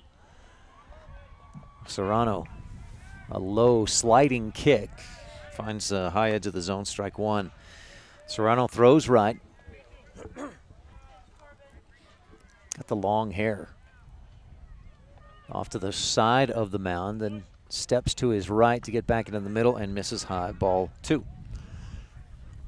Serrano has good mechanics in the first couple of pitches he's thrown. He bends well, follows through well. He just doesn't quite have the release point on the curveball yet. Misses inside just barely on Mitchell. 3 balls and a strike for Jagger, who popped out to second, ground out to the pitcher, and popped out to center field in his 3 at-bats today. Jagger hits this one deep into left field.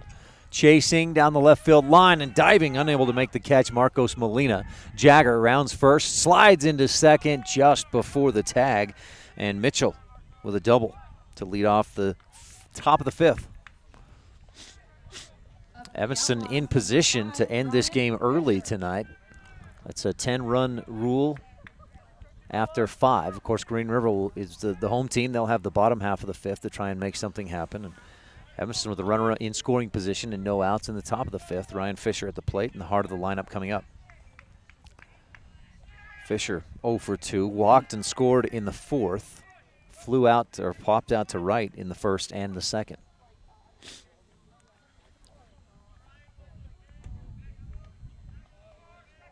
Serrano looks back to second a couple of times, winds and delivers inside just off the plate, ball 1.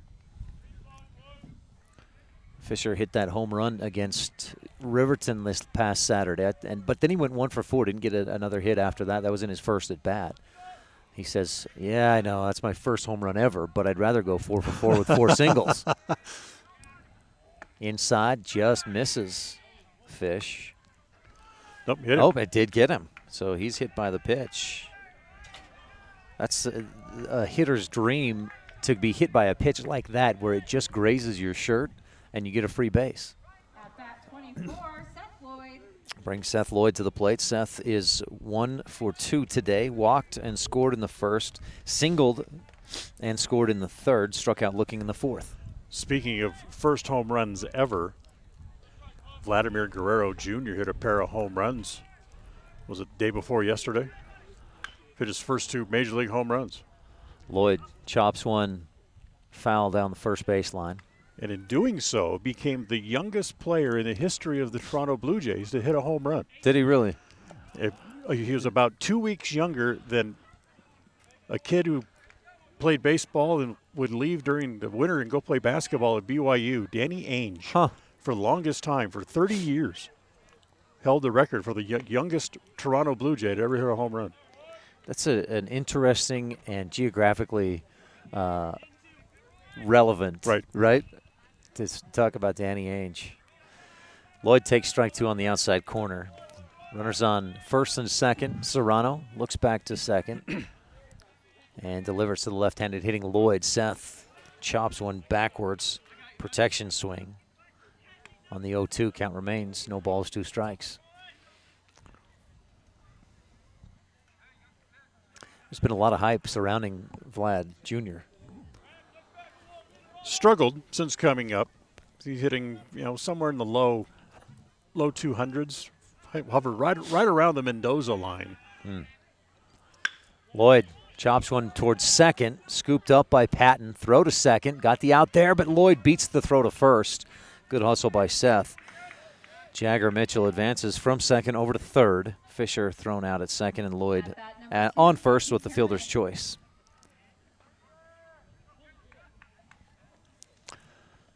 One out. Runners on the corners, and Casey Perriman to the plate. There's an interesting case study. Mario Mendoza. The Mendoza line named after Mario? Yes, the Mendoza line's named after Mario. He was a shortstop in the late 60s, early 70s for the Pittsburgh Pirates and could pick it with the best of them. But as the players say, when you struggle at the plate, he couldn't hit water if he fell out of a boat.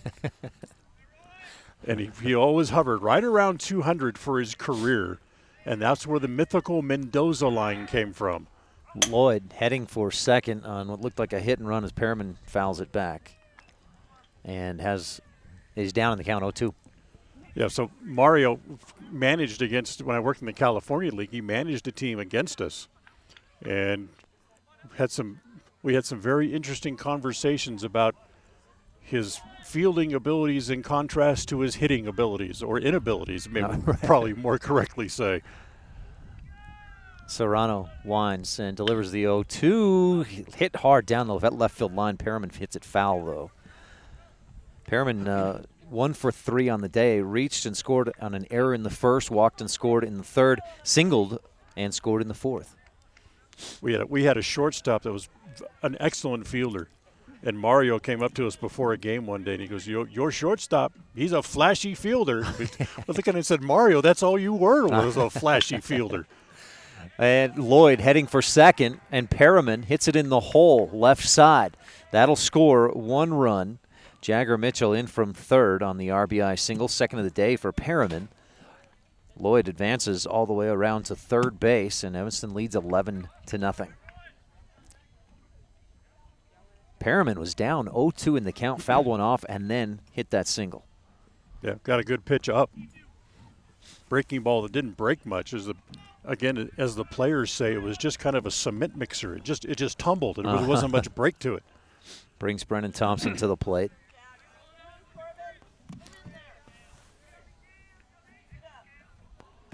Corbin Serrano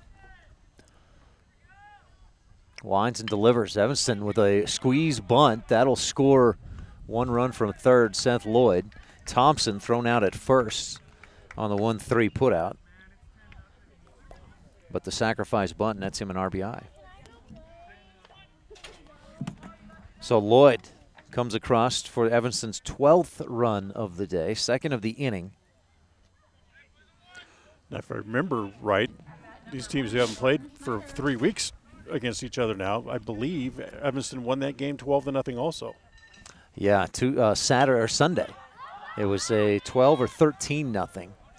Hit down the line in right field, and that drops. Second base is open. So the Outlaws batter, Jordan Schneider, is that Jordan? Goes all the way to second on a pop-up just past first base. a trio of Green River players were there, but they all start looking at each other. And it becomes like Alphonse Gaston. You take it, I want it, you take it, and nobody caught it. With just one out, Casey Perriman was holding at second, but did tag to third after the ball fell. So Schneider with some heads-up base running, and that brings us to Ethan Buse. On deck, we'll have, instead of Kendall Cummings, I'll have to get that set here in a second as the Serrano Coles. delivers. That's T.C. Coles on deck. Thank you. Who came in the last half inning and was playing at second base. You have his number. Is he number 8? 8, thank you. So Evanston leads 12-0. Runners on second and third with one down. Serrano, the right-handed pitcher, delivering to the right-handed hitting Ethan Buse down away in the dirt, ball 1. A ball and a strike. Yeah, Evanston, you mentioned the 12-0 win just on Sunday. Outlaws beat Green River 20-2 on May 4th, 14-3 May 5th, and actually 13-0 this past Sunday, the 12th. 13. Yes. Hit back up the left side. Schultz scoops from shortstop, throws home, and gets the out. And the scoreboard was behind. So was I. That's out number 3, the 6-3 put out. Evanston leads 12-0. Green River down to their final 3 outs unless they can get at least 3 runs on the Impact Physical Therapy scoreboard as we head for the bottom half of the 5th on this First Bank presentation of Outlaws Baseball on the Big Dog and MyLocalRadio.com.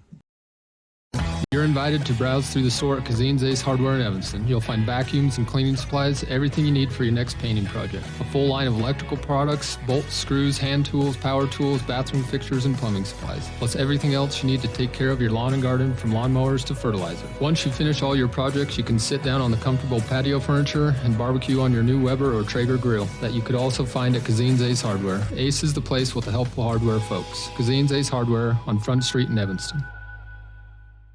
Hello, this is Dr. McKay Franklin. Something I've really enjoyed as a dentist over the past 20 years are the lasting friendships that I've formed with many of my patients. My staff is really great, and we try hard to make sure that every patient feels a warm welcome. It doesn't matter if it's your first visit or if you've been with us for years. Every patient is welcome and always appreciated. Our goal is to provide the best dental care possible at reasonable rates. Please call us today to schedule your appointment at 307-789-8910. Go Red Devils!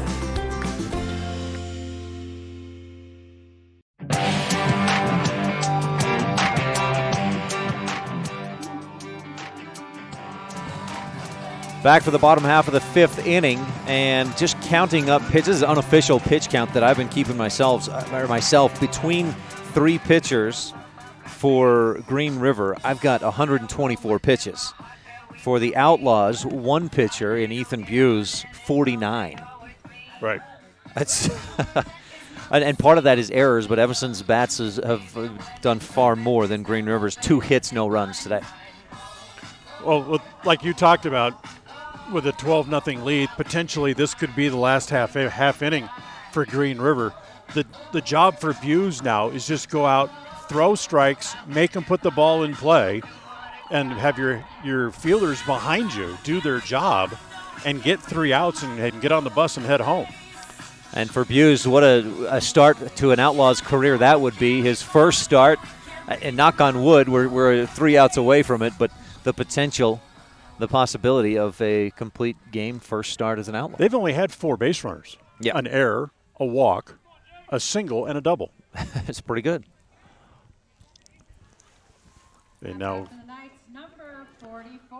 some conversation between Outlaws coaches. We're going to start here with a pinch hitter. It looks like Martinez is going to hit for Telefaro.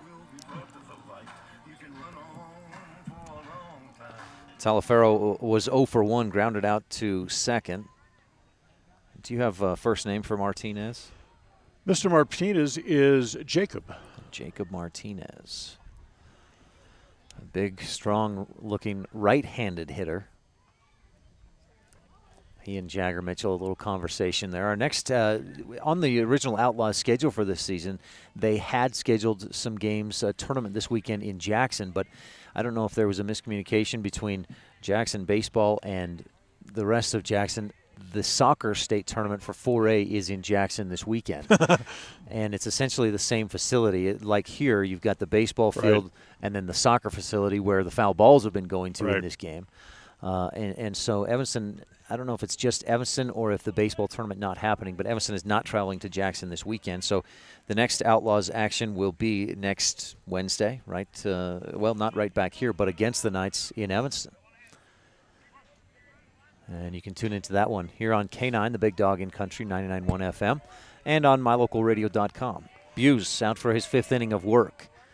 And he finds strike 1 to Jacob Martinez down low in the zone. That's exactly what you want to do. Get ahead. It's always better to pitch from ahead, but when you got a 12-run lead and you're potentially in the last inning, get ahead of guys, make them put the ball in play. Buse. The kick, high fastball, strike 2, and Martinez chased it. A couple of fans say, leave it. You're not going to get that one. But it looks so good. It's the 0-2. Chopped back up the middle. Lloyd charges, scoops, and throws off balance, but it's accurate enough, and Outlaws get one down. Lloyd with the 6-3 putout. He had a couple of errors late in that game at Jackson, and that's one of the things that Coach Lloyd talked to me about in the pregame was we got to make those plays because that comeback doesn't happen nearly to the level that it did without those errors. At the plate, Dylan Serrano, right-handed hitter, center fielder, takes ball 1. That just low, or that's not Serrano though, is it? 24, this would be Isaac Ruiz. Green River getting a few guys in to see some pitches. Yep. Isaac, what'd you say? Ruiz. Ruiz, thank you.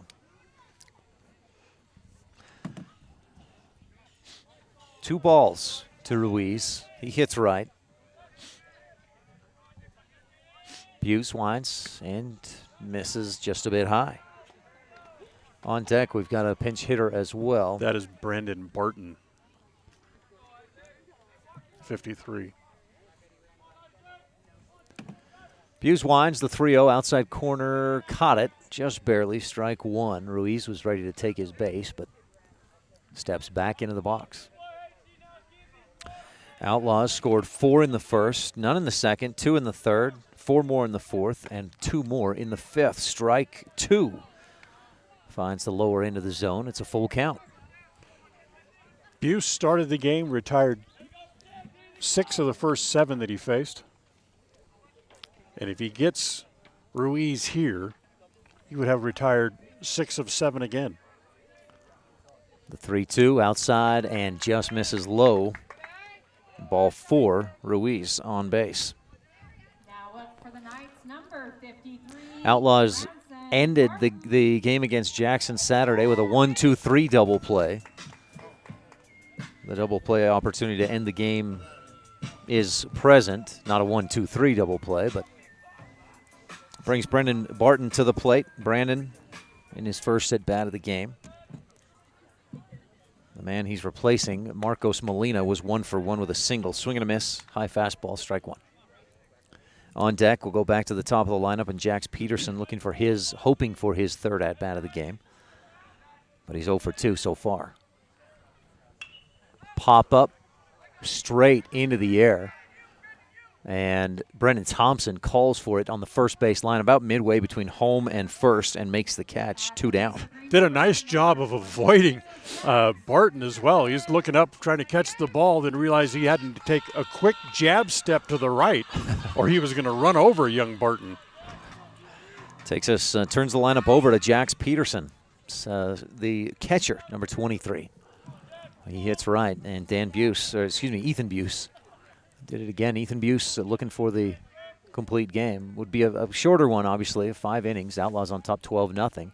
Buse misses high and in.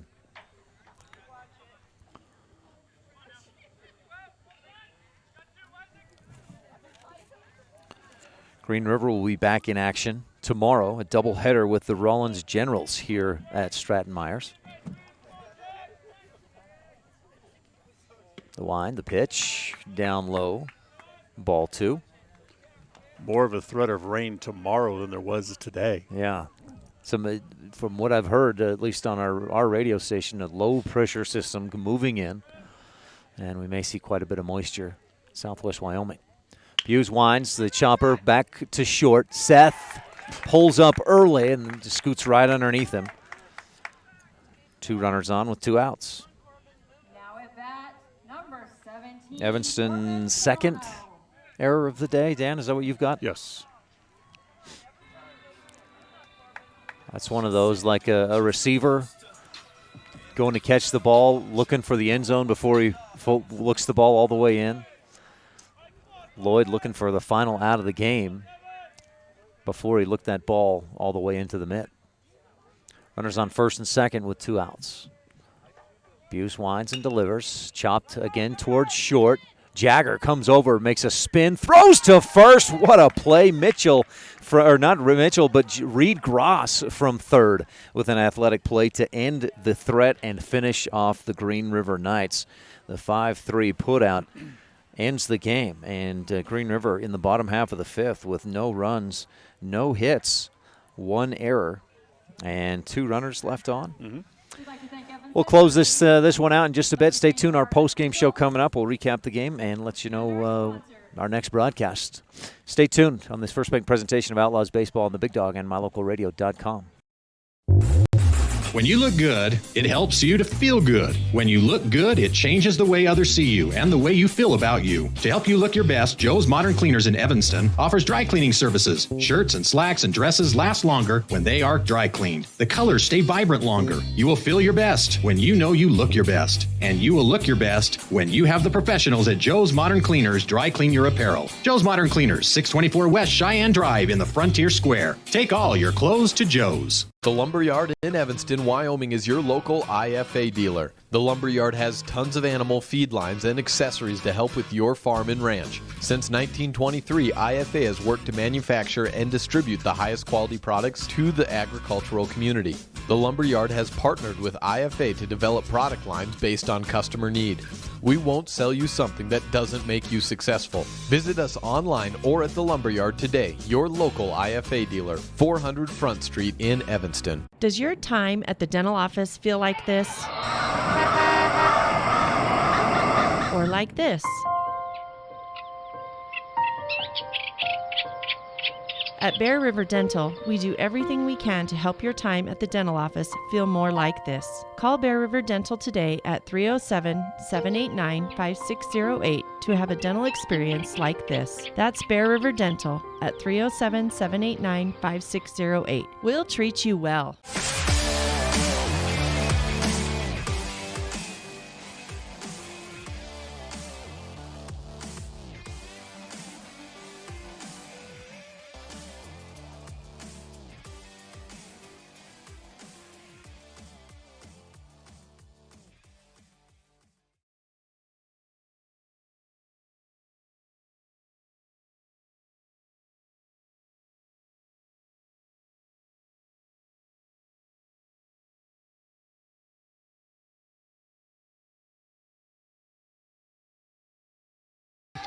Welcome back to Stratton Myers. Just got a chat from our friends from Toppinabee, Michigan, who made the trip down to watch Brendan play. Brendan's grandpa and grandma, and she came to say hi and welcome that, and thank you for listening and coming to say hi. Evanston with a 12-0 victory in 5 innings. Ethan Buse in his first Outlaw start. 5 innings, allows 2 hits, no runs, 2 walks, struck out 4, goes the complete game, and I had him at 67 pitches.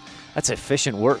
7 ground ball outs, the 4 strikeouts that you mentioned, a line out, and only 2 balls hit in the air over 5 innings. Wow. You stay ahead, you make good pitches, you keep your team behind you in the game, and they make good plays behind you, and that helps get outs, and that's exactly what Buse did today. Run through some final stats for you. Buse is the winning pitcher of this game. Losing pitcher would go to Michael Richardson of Green River. The Outlaws, we'll just run through some batting stats for you. Reed Gross 0 for 1 with a run scored. Jagger Mitchell, I had 1 for 4 with a run scored. Ryan Fisher 0 for 2 but scored a run. Seth Lloyd 1 for 3, 2 runs. Casey Perriman 2 for 3, 3 runs scored, 2 RBI. Dan, if I get anything wrong, just correct me real quick. Brennan Thompson, 0 for 3, but a run scored and 1 RBI.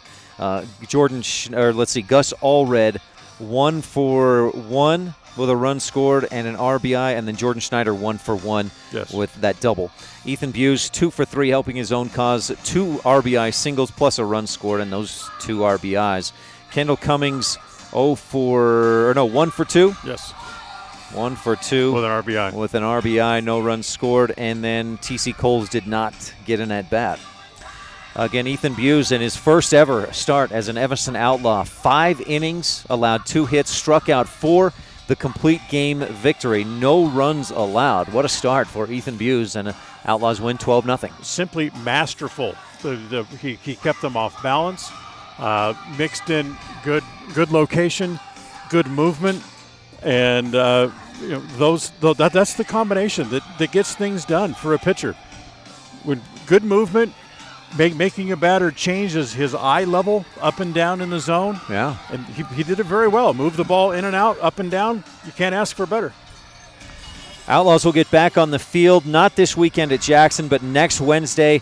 The home would be the home opener if we don't have weather that cancels or moves it.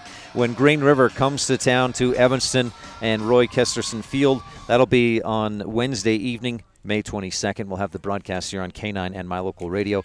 Green River, as I mentioned, gets back into it tomorrow with a doubleheader against Rollins here at Stratton Myers.